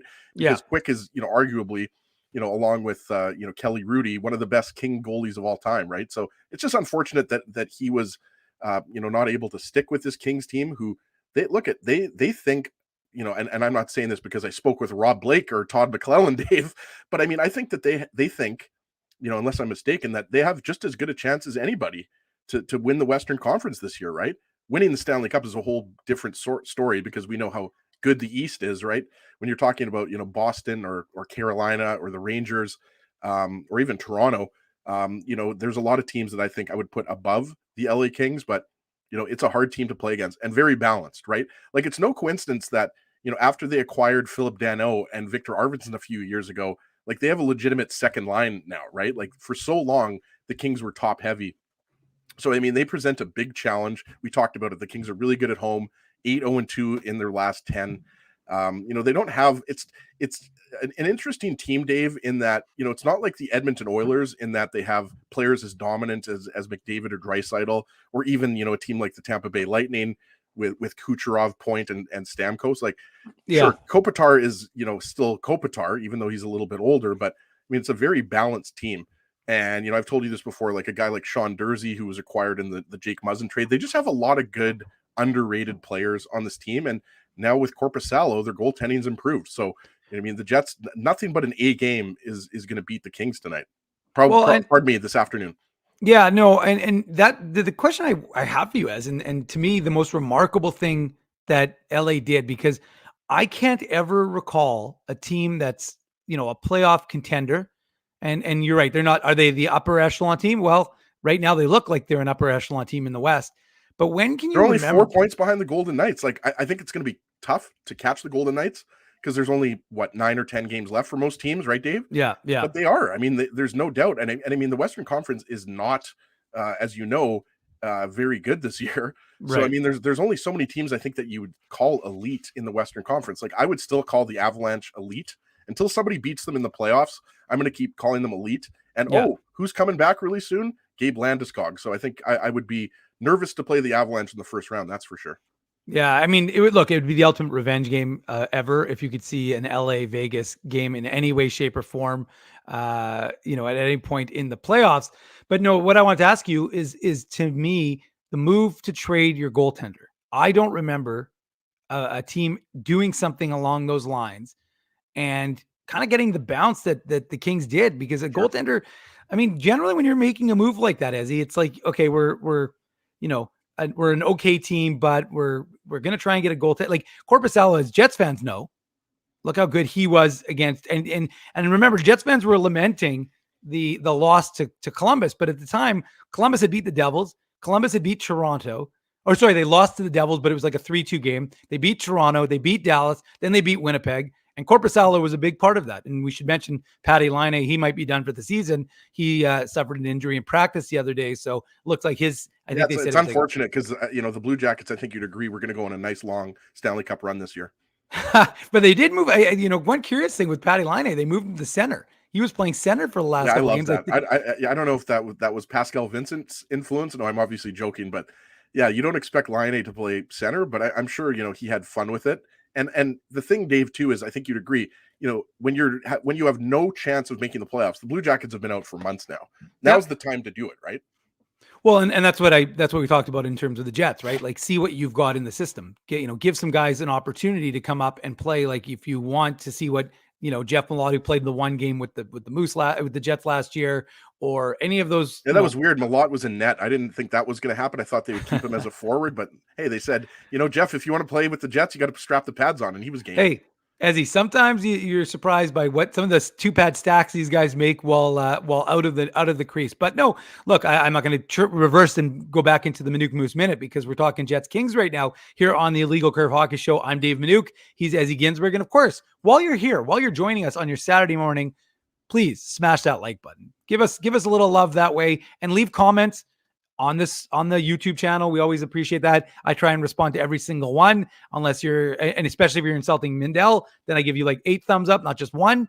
And of course, if you can, drop a comment on the podcast on iTunes or wherever you download this podcast.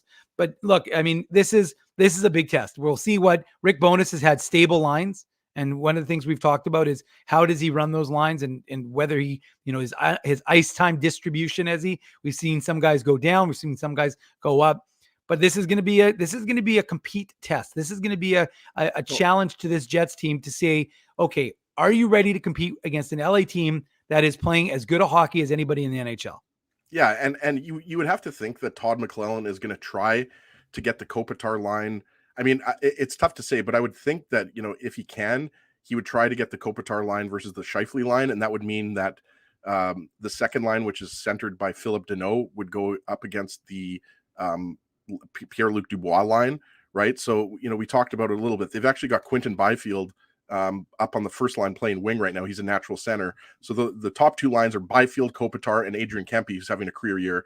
And then you've got Trevor Moore, Philip Deneau, and Victor Arvidsson on that second line. And that second line is very good defensively, and it's scrappy, but it can pop the puck in the net as well. So that's kind of what I was saying, right? Like, this Kings team has depth. And, even if you want to go down the lineup, right? Like Blake Lizotte, Gabe Velarde, Alex Iafallo is your third line, right? Like Lizotte, Iafallo, these guys have had some success against the Jets. So again, I'm not saying that this is an unwinnable game for the Jets, but this Kings team, and I'm not a Kings fan, by the way. I just like the way they play hockey. I think Todd McLellan hasn't gotten enough credit, for the work he's done with this team. And I agree with you, Dave. Like, it's not common that you see a team second or third in the division, or first in the division for that matter, go out and trade their franchise goalie. But, Quick wasn't good this year. Like, right, nope. We don't have to go over the numbers. His numbers were awful. It's been well documented, but then he's found a little bit of the fountain of youth in Vegas. And we'll have to wait and see, if he gets the majority of the starts in the playoffs. But, you've got other goalies there like Logan Thompson, Aiden Hill. We talked about Lauren. They're all injured, though. That's the problem. Everybody keeps getting injured. That's why there's question marks, right? I think, is Michael Hutchinson in Vegas as well? No, he was traded as part of the deal for Quick. There you go. So we don't have 2 former Jets backup goalies there, but we have at least one with Brossoit. So that would be the big question mark for me with the Golden Knights. But back to the Kings, Dave, by getting Joonas Korpisalo, who, he's an above average NHL goaltender. That's what he is. He's not top 5 in the NHL. He's not Connor Hellebuck, but Korpisalo is an upgrade over Jonathan Quick. So, I think that was a smart move by Rob Blake. And they've won 8 of their last 10, right? So the move, he's obviously, Korpisalo hasn't played every single one of those games, and we don't know if he's going to play this afternoon against the Jets. But if he is, they know that they're going to be facing a really good goaltender. They will indeed. Well, when we return, John Mattis of The Score is going to join us, and we're going to take a twirl around the NHL with him. We always love having John on. He's always a great guest. So let's head to commercial break. While you listen, or you've been listening to the Illegal Curve Hockey Show, we appreciate you joining us this Saturday morning. We'll be right back after these words from our sponsors. Keeping Winnipeg laughing for over 30 years. Rumors, Canada's longest-running comedy club, bringing you the biggest laughs from the best comedians on the planet. Jerry Seinfeld, Chris Rock, Jon Stewart, Dennis Miller, Brad Garrett, the greats, and all the up-and-comers too. When was the last time you laughed out loud? Make it a great night out with friends, or book your office or birthday party. Even a fundraising event at Rumors. Get all the details and dates on upcoming shows at rumorscomedyclub.com. Hi, Ez. A strange question for you. But why are you lying on the ground being crushed by a piano? Well, Drew, I definitely tried to carry this baby grand piano down the stairs by myself, and somehow I failed miserably. Right. Yeah. Sorry, that was a silly question on my part. My apologies. Would you like me to call Rolly's Transfer Moving and Storage to help you move the piano? They are the most experienced piano moving company in Winnipeg, after all. Yes, please call Rolly's and hurry. This piano is very, very heavy. Rolly's Transfer Moving and Storage offers stress-free residential moving services while taking great care of your personal belongings, including your piano. At Rolly's, no job is too big or too small. For more information, visit rollys.com. Hi, it's Drew from Illegal Curve here. Selling your home can be stressful, but it wasn't for me. Thanks to my friends at Zappia Group Realty, they made the process so easy. My home sold within 48 hours and with multiple offers. Zappia Group Realty took care of everything with their exquisite customer service and attention to detail. If you want to sell your home for more in less time, get started by talking to Frank and Mauro Zappia of Zappia Group Realty. Online at zappiagroup.com. Hey, Drew. Ezzy, whoa, what a smile! Yeah, I got my crowns done at Linden Market Dental Center, and they whiten my teeth. I see. They're so bright that every time I smile, they go, "We have hockey tonight. Do you have a mouth guard to protect those pearly whites?" "I sure do." Whoa, they even ting through the mouth guard. Linden Market Dental Center covers all your dental needs from restorative to cosmetic dentistry and will fit you with a sports guard for that active lifestyle. 877 Waverly. See lindenmarketdental.com. So you're a pizza person, you married a wing person, but somehow your kids are salad people. You can't pick your fam, but you can pick your BP meal deal. Starting from $18.99 for takeout or delivery at bostonpizza.com. Welcome back to the Illegal Curve Hockey Show. Dave Minuk, Ezra Ginsburg, and one of our favorite guests, John Mattis of The Score, is here joining us. John, how are you today? Hey, fellas. I'm well. How are you guys? Long time no see. I think we're pretty good. Yeah, it's been a few months here. Are we missing? Yeah. Are we missing someone? What's going on here? Yeah, Drew's in Vegas. You know, he's doing it up. He's hitting up the nightclubs, hitting up the casinos. So no, he was actually. I'm not sure if you caught any of the first hour, John, but he was on for the first hour, and then we said, okay, that's enough, Mindell. We can take it from here. So did he just jump right into a pool, like right into one of those DJ focused pool parties down in Vegas? Is he the type of guy to get into that? Unfortunately, they saw Drew and they said, "I'm sorry, we don't want you in here. You're not allowed. You're not allowed into That's the way too much body pool. hair for us." Yeah, he's stuck in the line. He's trying to buy over the bouncer right now. Yeah, I bet you that's exactly what's going on. Yeah, and they're like, "Sir, you can't use a Canadian bill to get into this club. Sorry, please stay away." We don't accept your Monopoly money, right? There you go. Especially the ones with pictures of Drew on it. It just doesn't work that way. John, want to talk about, everything NHL with you. But first, let's talk about the team here in Winnipeg. What have been your impressions of this team that seems to had been stumbling and bumbling and now, have 2 wins as they try and push for that final playoff spot in the West? Yeah, well, one thing I would say is that they set themselves up fairly well to stumble a little bit down the stretch. Like, obviously, they'd rather not be in the wild card and they'd rather not go through adversity like this, but I think the early season success really helped them get to this point and really be able to ride out a storm. 3 wins in the last 4. They've turned things around a bit. Obviously, Kyle Connor is back to scoring goals after a bit of a drought there, and bonus benched his players. It's kind of an interesting development we've seen. We saw it with the Tampa Bay Lightning a couple weeks ago too, where the coach just says, "Listen, I don't care if you're the highest paid player. I don't care if you are our stars and we need you right now. Like, this is just unacceptable." And I guess this is the part of the year that you do it. And we saw it obviously in Calgary as well, where Jonathan Huberdeau not playing down the stretch when they needed a goal the other night. So that's kind of just a league-wide takeaway, honestly, with Winnipeg, Calgary, and Tampa all going through something between the coach and the stars.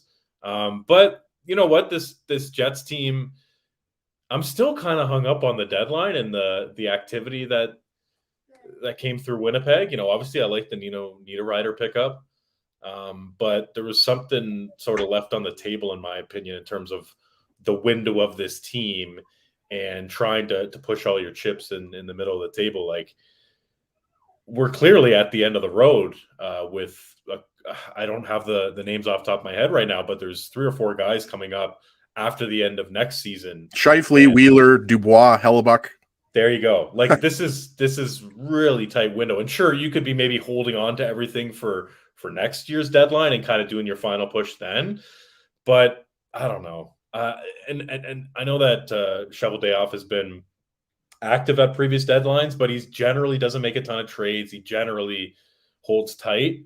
So it's kind of par for the course, I guess. But there's something sort of just nagging at me with the way that they handle the deadline, given how wide open the West is.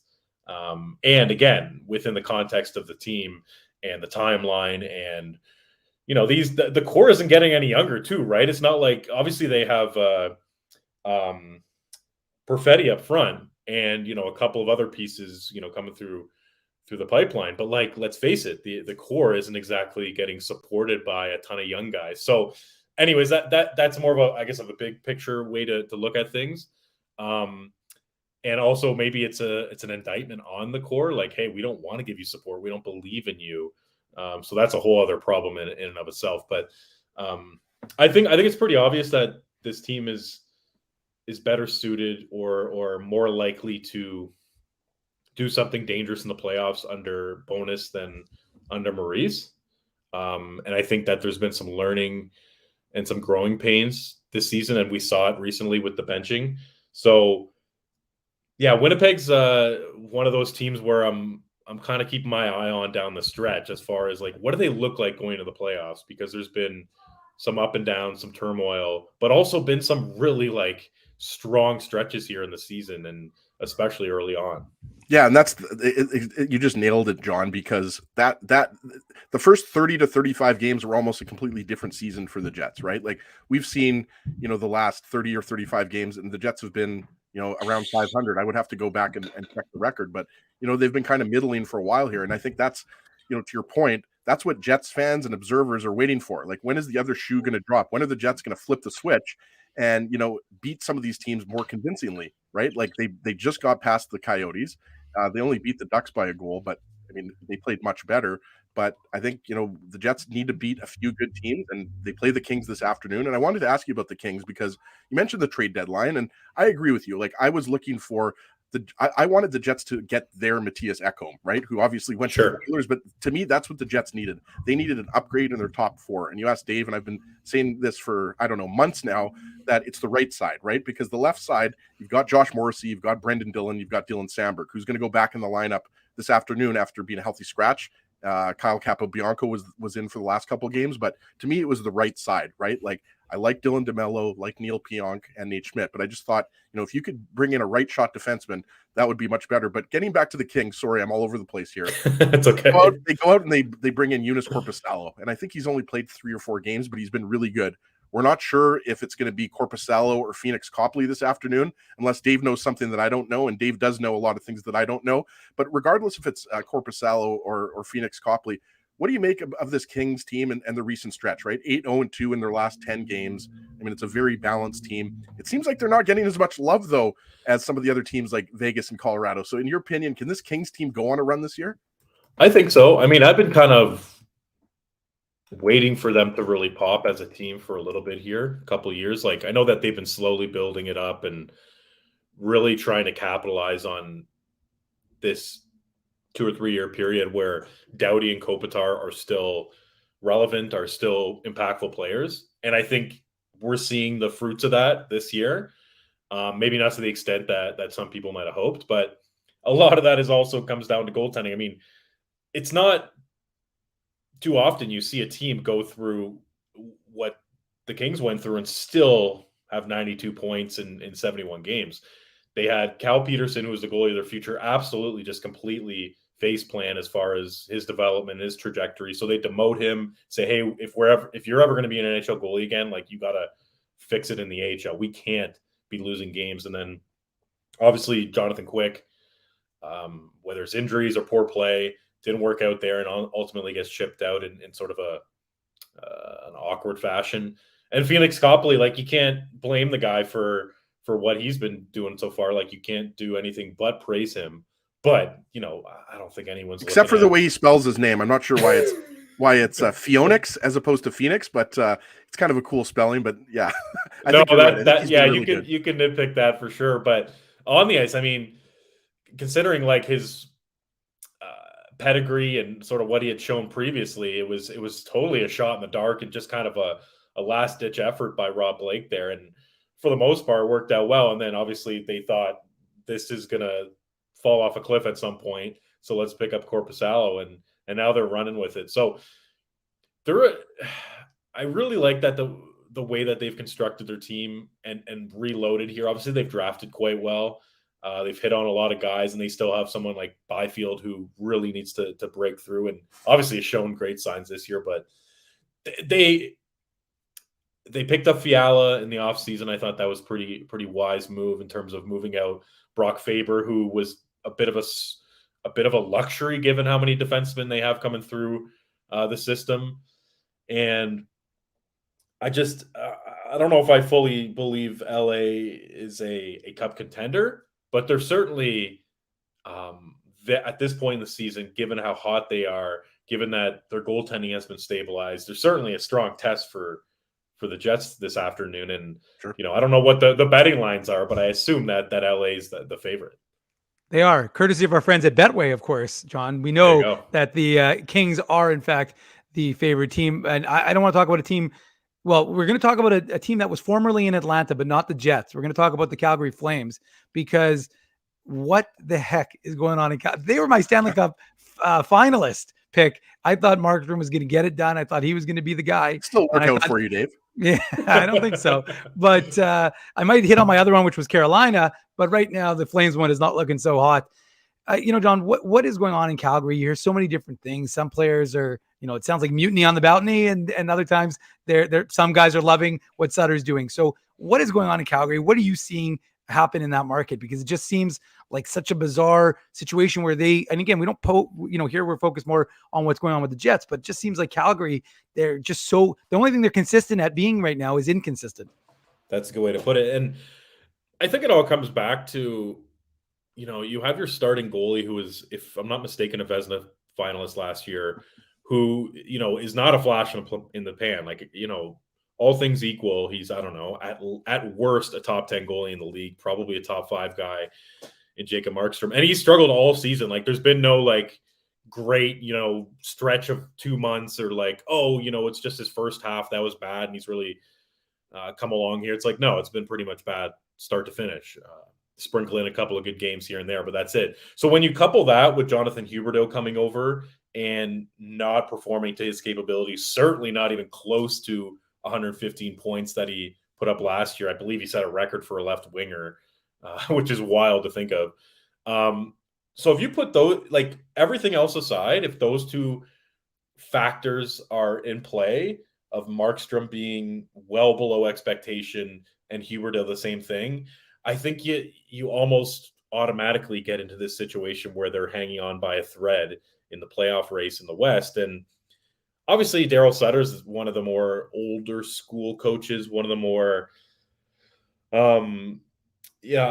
hard-ass coaches. I don't know how else you want to put it, but he's certainly not new school. And, you know, that he's going to clash with these younger guys. Like even Huberdeau, I know he's not young in a sense that he's 18, but he's part of this generation that has been coddled in some ways by their coaches. And there's nothing wrong with that. I think that's the way that you should operate your bench in 2023, but you're going to clash a little bit with your coach, right? So they're a team that's, I don't know if it's better if they miss the playoffs for their organization, but well, it almost feels like it might be better. Like, because if you make it as the second wild card or somehow get to the first wild card spot, which seems very unlikely, I feel like it kind of glosses over whatever's going on there in the room, tactically, within Markstrom's game.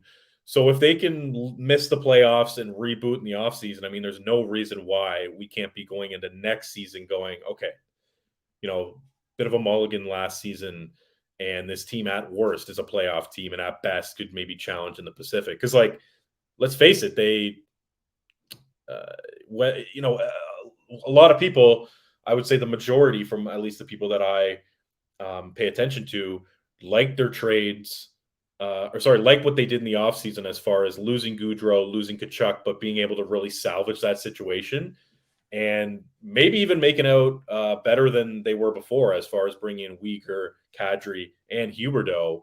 And it just hasn't worked in year one. And that's not a rare thing. I think there's often a transition period, especially when you shake up a team so much at its core. So, Calgary's really a tough case. And I kind of feel for their fans in terms of what happened in the offseason, so much upheaval, especially with guys who have been around for so long, huge fan favorites. And then you get the optimism coming into the year. And not only does this shiny new toy in Huberdeau not produce to his level, but also Markstrom, a guy who you probably weren't even worried about coming into the season, completely playing below his what he's capable of.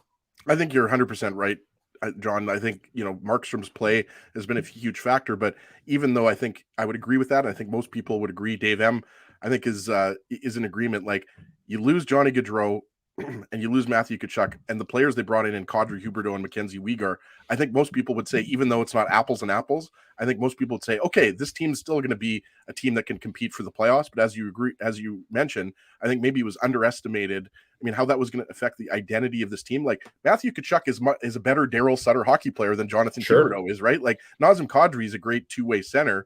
But Kadri's been, I think he's been fine. I don't think, anybody was expecting Kadri to put up 100 points for the Flames, but I want to transition to one of your most recent articles, because I was talking to Dave and I said, John always has these awesome articles, and you were talking about, the different hardest skills for NHL players to master. And I want to bring it up here because I have a few articles in my notes here.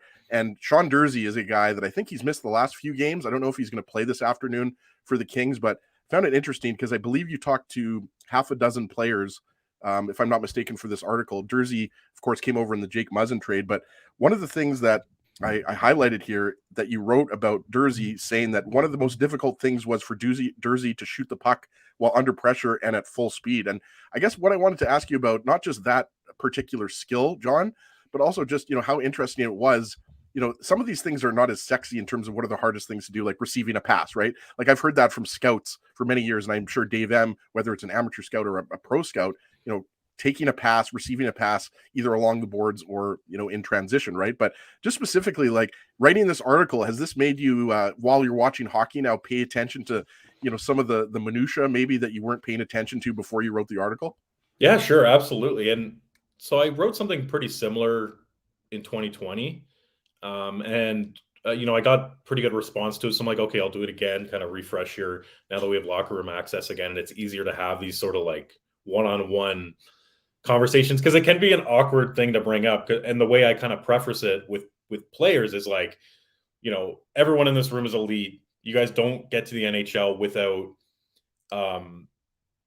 being exceptional at so many skills that are part of being a hockey player. But let's face it, like, everyone's working on something. Not everyone's perfect. McDavid, I'm sure, has something that he's like, it's very difficult for him to pull off. So that's kind of how I frame it to these guys. And then it gets their wheels turning in terms of like a specific skill, like, not like I want to be a better skater. It's like something more specific, like what you mentioned with Sean Durzi, a defenseman for the LA Kings, who's more on the offensive side and has really come along as a nice piece. His whole thing was, in practice, he can do things off the rush with the puck that he just can't figure out during the games. And it's what it comes down to with him is that he has no problem, say, receiving a puck from a winger and going down the wall and cutting back and making a nice shot towards the net and trying to pick a corner in practice with guys on his back. But when you ramp up the intensity in the game and just, the stakes are higher and it's just a way different environment, he finds he can do all of that, except it's the picking the corner part that he's really trying to figure out and try to hone in on. Because it's one thing to, get past the defender. It's one thing to sort of make that move towards the middle to get a nice scoring opportunity, a nice scoring spot. But it's another thing to deceive the goalie and get the puck past the goalie, because he says that he can do it from the point. He has no problem deceiving goalies with, you know, the way he shoots the puck, the timing, you know, whether he's on his back foot, his front foot, etc. But it's kind of interesting, right, to get into the mind of an NHLer and go, oh, yeah, like we forget how fast things are going in the middle of an NHL game, how much pressure a guy is putting on you, and just you're trying to outduel the goalie. Like whenever it's one-on-one with the goalie, like say you do get on a breakaway, it's mano a mano, and you got to outsmart him or outskill him in some way, shape, or form. So glad you picked that one out, Ezra. Like I think that was one of the 7 that I dove into here with that article that I found kind of interesting because it's very kind of specific, right? Like he's right, like, and that's the thing. People don't. You mentioned speed, right? And I think any hockey player at any level wants to be faster, as opposed to, you know, being slower. I don't know anybody who says I want to be slower out there, but I just thought like I'm going to be looking for that tonight. I don't today. I don't know. Again, Jersey I think just has a minor injury, but not just Jersey. Just looking at, you know, defensemen in general, and that's why I think, you know, the article was so interesting because it makes you think. And you asked the NHL players themselves, right? Like it's not like you've come up with these ideas. These NHL players told you this, and I just think it's interesting, something for, you know, hockey fans to you know, focus in on while they're watching whatever game they're watching. Yeah, and it's one of those things too where it really brings out the players' appreciation for other players. Like I remember when I did this back in 2020, Evander Kane was just waxing poetic about Connor McDavid, and you know, as we all do, but he's just kind of standing there talking to me, and he's like, it is so absolutely difficult to do what he does as far as basically going faster when he has the puck. You know, everyone slows down. It could be, you know, almost unnoticeable to the naked eye, but players know that when they have the puck, whether it's their mind sort of playing tricks on them or they're actually just trying to pay attention to their puck handling more, that it slows them down. But Kane was just going, not only is it hard to kind of do that in unison, the skating at a high level and the puck handling at a high level, but also sort of interacting with, you know, your IQ and your hockey sense and making sure you can pull off whatever you can do without the puck. So things like that come from these conversations too. And even just stuff like, you know, you find out that Kevin Hayes really wants to work on his slap shot in an era when slap shot rates are down. I mean, there's just less time and space out there, especially at 5-on-5 to take slap shots. And he's kind of going back to the lab and trying to figure out like, hey, should I work on slap shots more to make myself more of a weapon? And how do I do that? I mean, do I have to really pair up with a defenseman here and figure out like on the power play if I can sort of find that real exceptional passer? Can I figure out a way to shoot, you know, within different spots of my body? One of the great things about Alex Ovechkin is that his wheelhouse is so massive, right? He gets a puck. Same with Steven Stamkos, same with David Pastrnak, these great one-time guys on the power play. They can get a puck in a really awkward position and still fire it the same as if it was perfect. And then you got Hayes sort of speculating, should I change the flex of my stick? Because I know that I want to change it in order to have better one-timers, but also like, how does that affect my wrist shot? How does that affect my even strength play when I'm just not going to take slap shots?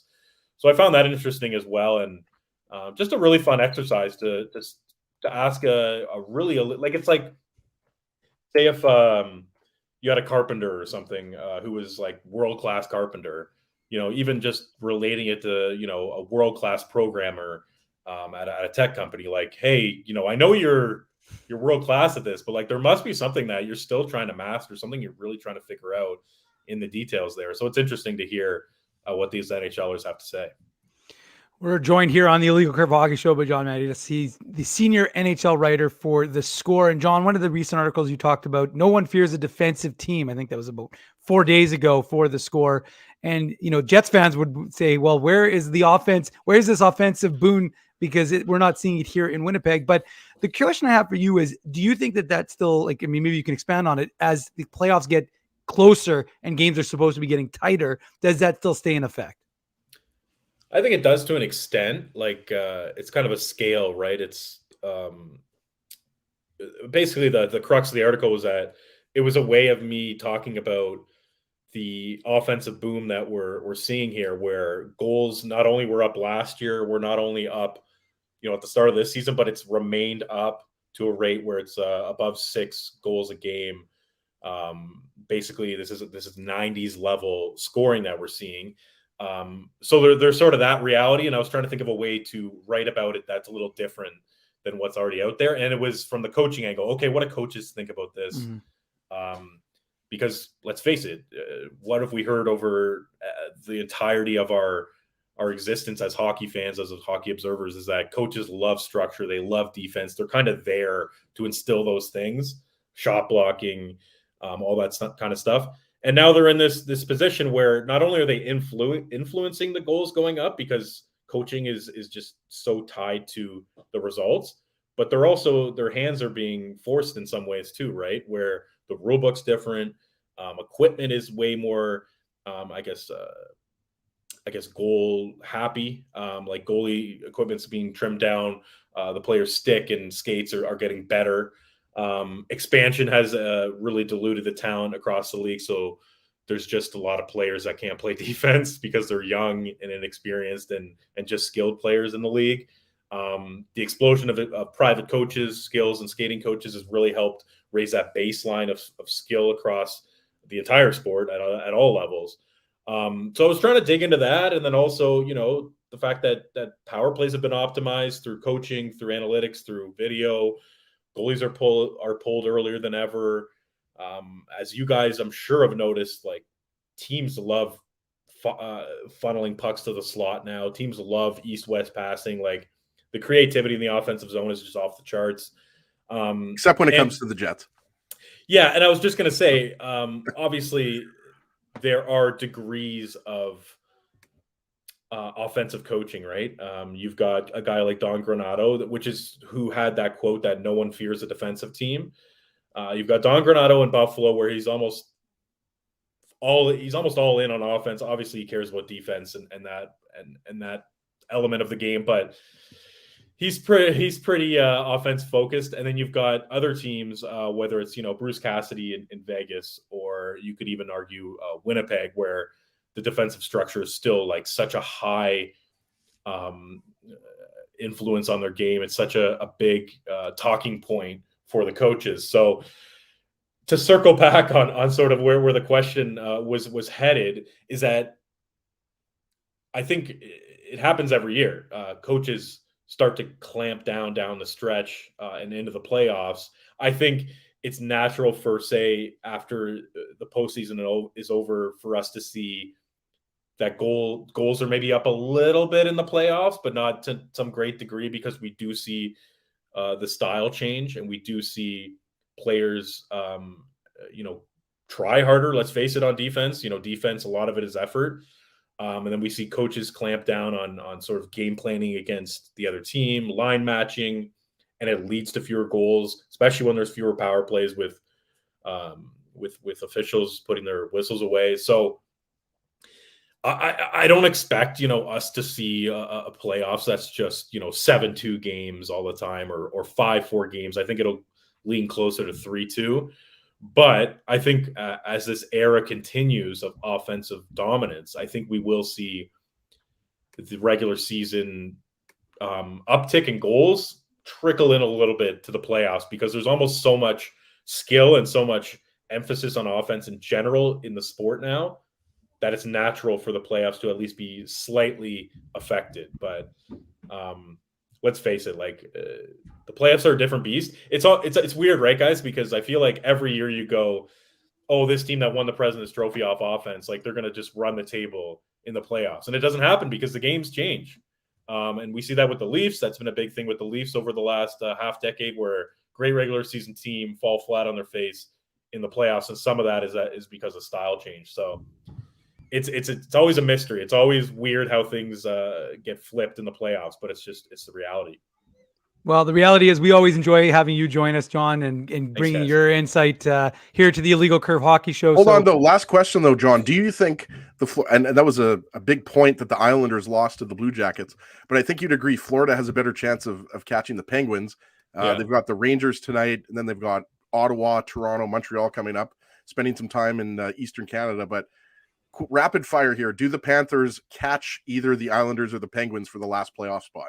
Yeah, I think they overtake the Penguins here. I think that whether it's momentum or just quality of team, I think that the thing with Florida is that I'm worried about Bobrovsky not having support from Spencer Knight, who's in the player assistance program. Sure. Mm-hmm. There's just a lot of pressure on Bobrovsky to perform. So that's comes with making $10.5 million. Well, of course. Yeah, no, 100%. But the guy is so incredibly inconsistent that I don't really trust him. But other than that, I think that Florida's kind of going here and Pittsburgh's going here at the wrong time for Pittsburgh. Well, John, we appreciate. Sorry, I'm just going to say, yeah, I think you'd agree, John.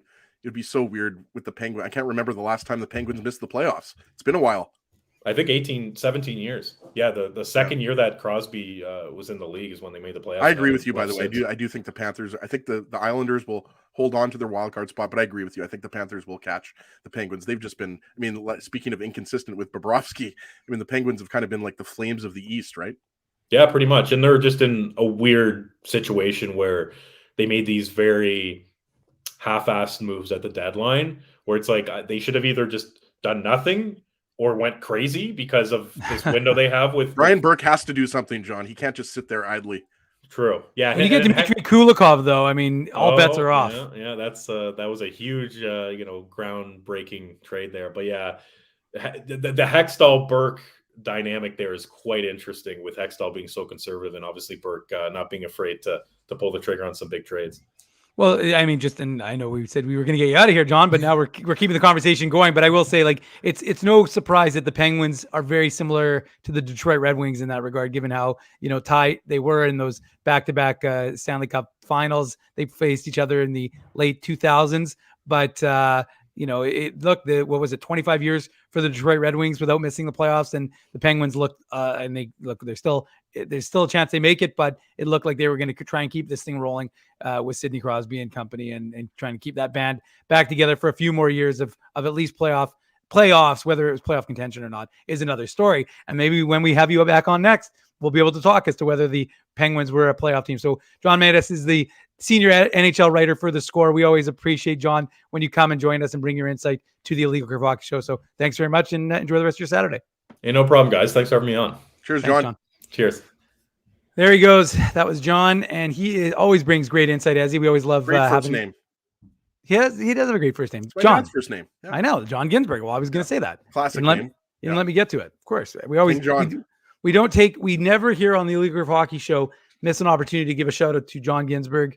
Absolutely. Gary Minuk. Hopefully he's watching. I don't think Sheldon Mindell. Yeah, absolutely. Although Cheryl Minuk actually deserves more credit than my dad, because my mom watches the games watches these shows more than my dad. Although my dad watches, but not as much. Nobody deserves more credit than Gary. Yeah. Well, Cheryl probably wouldn't agree with that one, but sure. Yeah. The way they're like a monolith, your parents. I just consider them to be, when I say Gary, I mean your mom as well. Okay, 50th anniversary for them coming up in June. So wow. they've got 45 years on me, Dave. There you go. Well, you'll get there eventually, Ezzy. But look, we're we're not going to go too much longer because, of course, as we're going to be right back at it with the Illegal Curve post-game show after the Jets and the Kings do battle in LA. Should be a good tilt. That game starts Crypto.com arena. That's weird to say. Well, I mean, how much longer is that name going to be relevant before they have to get a new sponsor? But is crypto still a thing? I can't imagine that it is. But what's the price of Bitcoin right now, Dave? I don't know. I'm actually, as soon as we're done here, I'm going to go mine it in my backyard. I think that's how you do it. You get a pick and a shovel. Weird. I was digging at my backyard and looking for crypto, but I know. I'm like, where's this Bitcoin? How do I find this Bitcoin in my backyard? Servers and stuff like that.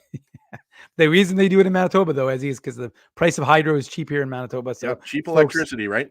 Folks love to mine Bitcoin. That's not what this show's about. This show's about the Jets, the Moose. Got to mention the Winnipeg Ice. They won again yesterday. Their last champs, baby. Yeah, their last road game of the regular season was in Brandon. It was a 3-2 shootout win for the Ice. They'll conclude their regular season tonight in a rematch with their provincial rivals, the Wheat Kings. So Brandon will be in Winnipeg. That's a 6:05 puck drop, I believe, here in Winnipeg, Ezzy. So the Winnipeg Ice, and I can't even remember all the records the Winnipeg Ice are currently setting because they've just set so many, most home wins, most road wins, but they're a remarkable 56-10-1 on the season. And yeah, as I said, the puck drop is at 6:05 p.m. So after the Jets game. But you want to make sure you come here, you listen to the show, or you download the podcast. Then go to the ice game. And then go to the ice game and support the Winnipeg Ice and make sure you're supporting the Moose. We've already given away the tickets for the Moose game. I'll have more tickets. The crazy ticket machine will be turned on for the remainder. 8-game homestand, Ezzy. There's still 6 games left. We've given away the tickets for tomorrow, but there'll be more tickets to be given away for the rest. And as I can't finish the show without some mentions, Partisan Paul was asking me about Jets prospects. And usually after the Minuk Moose Minute, I usually throw in a couple of comments about the ice and the prospects. And I'll just quickly say Rutger McGorty, Michigan, is in the NCAA, looking to obviously to challenge for the Frozen Four. They won big. They pasted Colgate last night, 8-0. I like how you said pasted Colgate. Thank you. I can't take credit for it though. And this is how you know I'm honorable. I gave credit to the person who came up with that, which was our boy Seth Rohrbaugh from Pittsburgh. Seth had that, and I said to Seth, I said, if that's not the headline in Colgate plays is somewhere in upstate New York. I can't remember exactly where, but if that's not the headline, losing, I think it was 11-1 was the final. But regardless, Rutger, is it Cornell is Ivy League? Is Colgate Ivy League too? I believe so. Yeah. So actually, St. Adolphe, Manitoba's Avery Pickering, who was on U18 Team Manitoba. I believe she's 16. She might have turned 17, but she'll be going to Colgate. There you go. And as female players in the province. And we're honoring women in sport tomorrow at the Moose game, so that'll be a nice shout out by you, Ezzy. And look, speaking of Cornell, Jeff Malott, of course, was at Cornell, as was Morgan Barron. So there's some Cornell guys here in this Jets Moose organization. Sure it was Colgate or was it Sensodyne? That's what Drew uses because he's 85 years old when he was watching Billy Mosienko rip home 3 goals in 21 seconds. But I couldn't help myself, Dave. It's a sickness. Really, I'm sick. I don't blame me. Is it a sickness or is it a brilliance? Yeah, it's a sickness. Oh, okay. Well, I think I tend to think of it as the latter, Appreciate not the it, former. Dave, but that's why we're so close, because you can, you know how to handle my dementia. There you go. So I think of it more as idiosyncrasies, Ezzy. Idiosyncrasies. Anywho, so Rutger McGorty, he had 2 goals, and I'm not joking. I'm pretty sure Jets fans are going to love the fact. Matthew Thompson saying Avery Pickering is the best player his daughter ever played against. So there you go. That's Matthew. I mean, Avery Pickering plays for Balmoral Hall, who, as you know, Dave, they have an amazing program led by Sarah Zacharias. But yeah, Avery she's incredible, and she's already played for Canada at the U18 Women's Worlds. Yeah. So great hockey family. Owen Pickering, of course, drafted in the first round by the Penguins. But yes, Avery is really good, and amazing things are coming for her for sure. There you go. So we were learning about all sorts of factoids here. I was just going to say quick, as Rutger McGorty, the Jets 2022 first rounder, he had 2 goals in the Michigan win. But I'm pretty sure Jets fans are going to love his celebrations more than they might love his goals, because he literally, it was in Allentown, Pennsylvania. So, but he was he literally held his hand up for 5 seconds as he's skating along the glass, staring into the crowd, almost like saying, that's right. But anyways, McGorty, he had a couple of goals. Brad Lambert, he had a big bomb on the power play for Seattle as Seattle continues to roll. And speaking of the Winnipeg Ice, Seattle could end up being the WHL final. That should be a phenomenal one if that's the way it ends up. And of course, we've got to mention Danny Zhilkin, the 2022 third rounder. It's on the Illegal Curve Instagram. If you didn't see it, he scored an absolute phenomenal goal yesterday for Kitchener. So the prospects are a coming and the prospects are a doing. And we try and keep records of that. So if you didn't get a chance to see some of those highlights, make sure you check them out. We've got them on illegalcurve.com in the notes. I think it's note 6 today. If you want to check that out, or usually it's 3 or 4 notes, Dave. But I got half a dozen deep here. I got a Jets note, then I got the post game show note, then I got a Moose note, then I got an Ice note, then I got the Saturday show note. That's 5. And then, of course, I had the prospects note. And, of course, T. Conapoli's reminding me of Dom DeVincentis and what he's doing with the Brampton battalion. Yep. With the battalion, and who used to play for the Brampton Battalion or something battalion? Jason it's North Spezza. Bay now. It used to be Brampton. Yeah, Brampton. Spezza. Didn't Don Cherry used to own Brampton or something? That's right, because Don Cherry just tweeted out, whose birthday was it? Was it Bobby Orr's birthday? What was it? It was someone's birthday recently, because Don Cherry tweeted out a picture, and it was like Spezza and Bobby. He's going to be waiting for that text, Dave, if you didn't text him. Well, speaking of birthdays, and I'm not even joking, because I know we say this all. Sorry, Dave. Happy belated birthday. No, but is it Weber's birthday today, or is that a joke? Like, is it actually Weber's birthday today? I don't know. Because I went on his profile for a quick second on Twitter, and the little balloons showed up. So in my head, I was like, well, if the balloons show up, then it's his birthday. I think it might Happy be Weber's birthday, Kenny. So if today's actually Ken Weave's birthday, because every day is Ken Weave's birthday, but today might actually be Ken Weave's birthday. So if it is, we'll have to figure that out. But lots of good things happening with the Jets prospects. Lots of good things happening on this show. And hopefully you've enjoyed spending your Saturday morning with Ezzy, myself, Drew, John, Ted, the entire crew bringing you Jets, Moose, Ice, and of course, NHL talk here on The Illegal. Phyllis is confirming it is, in fact, ken Weeb's birthday today. Phyllis knows everybody's birthday. There you go. Yeah. Well, hold on. July 24th, by the way. I was just going to say, does Phyllis know when our birthdays are? I gave you guys a clue because my half birthday, which I celebrate, was on March 15th. So you guys, the Ides of March is my half birthday. So hopefully, is that a thing? Our half it's only with my mom. My mom calls me and wishes. She goes, "It's your half birthday." Well, that's cute. That's just adorable. And I always say to my mom, like, "Okay, so what's half my present for my birthday?" And Phyllis, don't get me anything this year, Phyllis. I mean, what you got me for my 40th birthday was enough. 41st isn't very important, so wait till I'm 45 and then you can get me something.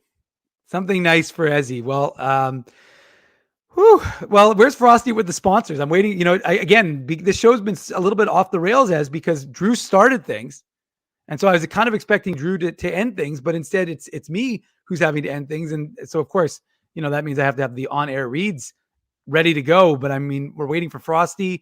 I don't want to say he's a little derelict here, but you know, it's already no. It's not that I don't know it. I just like to have Frosty pull it up. Dave, Rumors Restaurant and Comedy Club. No. As I speak, Realty. Hold on, whoa. Beep, beep. Speaking of Dr. Les Rikus, I bumped into Les. Give him a big hug. Les, a huge sponsor of Illegal Curve. Been a sponsor since day one. Day one. He's our day one. Day one. He's our day one also, dentist. Shout out to Dr. Anu Singh, who's my dentist, Stafford Dental. He watches Illegal Curve religiously. So I have to give a shout out to Dr. Anu Singh as well. There you go. But thank you, Bailey, who remembered that my birthday is September 15th, or she was able to calculate 6 months after March 15th. But I don't really care. I'll just pretend that Bailey remembered that it is, in fact, my half birthday or my full birthday and when it is. But first of all, we want to say thank you to all of you for joining us and spending your Saturday morning with us. Ariella just came in, so let's wrap this up, Dave. I have to parent. Okay. A big thank you to all of our sponsors of The Illegal Curve, who make the post-game show, the Saturday show, and the website of possibility. They are, Ezzy, in no particular order: Rumors Restaurant and Comedy Club, Linden Market Dental Center, Zappia Group Realty, Betway, Tough Duck, Boston Pizza, Seagram's, Rolly's Transfer, Grid Park, and The Keg. Support these fine businesses because of their continued support of The Illegal Curve Hockey. The Keg. I had The Keg recently. It was very good. It's always excellent. I want a steak right now. I can make you one. I got one in the freezer. I'll take it out for you. Are you a medium guy? I'm a North Ender, so we tend to go more well. I can't do the whole. I don't do medium rare. That's why I do medium. Like medium's a step up from medium rare. I'm not a rare guy. I like a little toughness, Dave. Yeah, I'm from the North End. I can't enjoy things too much. Otherwise, I forget where I came from. Unlike Drew, that soft South Ender. Drew's for sure a medium rare guy. Oh, he's probably a blue guy. Yeah. He's a fancy guy. He's a fancy guy. Thanks, Kim. Anyways, thank you all for joining us here on the Illegal Curve Hockey Show. A reminder, we will be back with you after the Jets and Kings conclude on the Illegal Curve post-game show. So for Ezra Ginsburg, see you in a few hours, Dave. Drew Mindell, for Dave Minuk, your host, your temporary host. I thank you for joining us here on the Illegal Curve Hockey Show. Enjoy the rest of your Saturday, and we will see you soon again.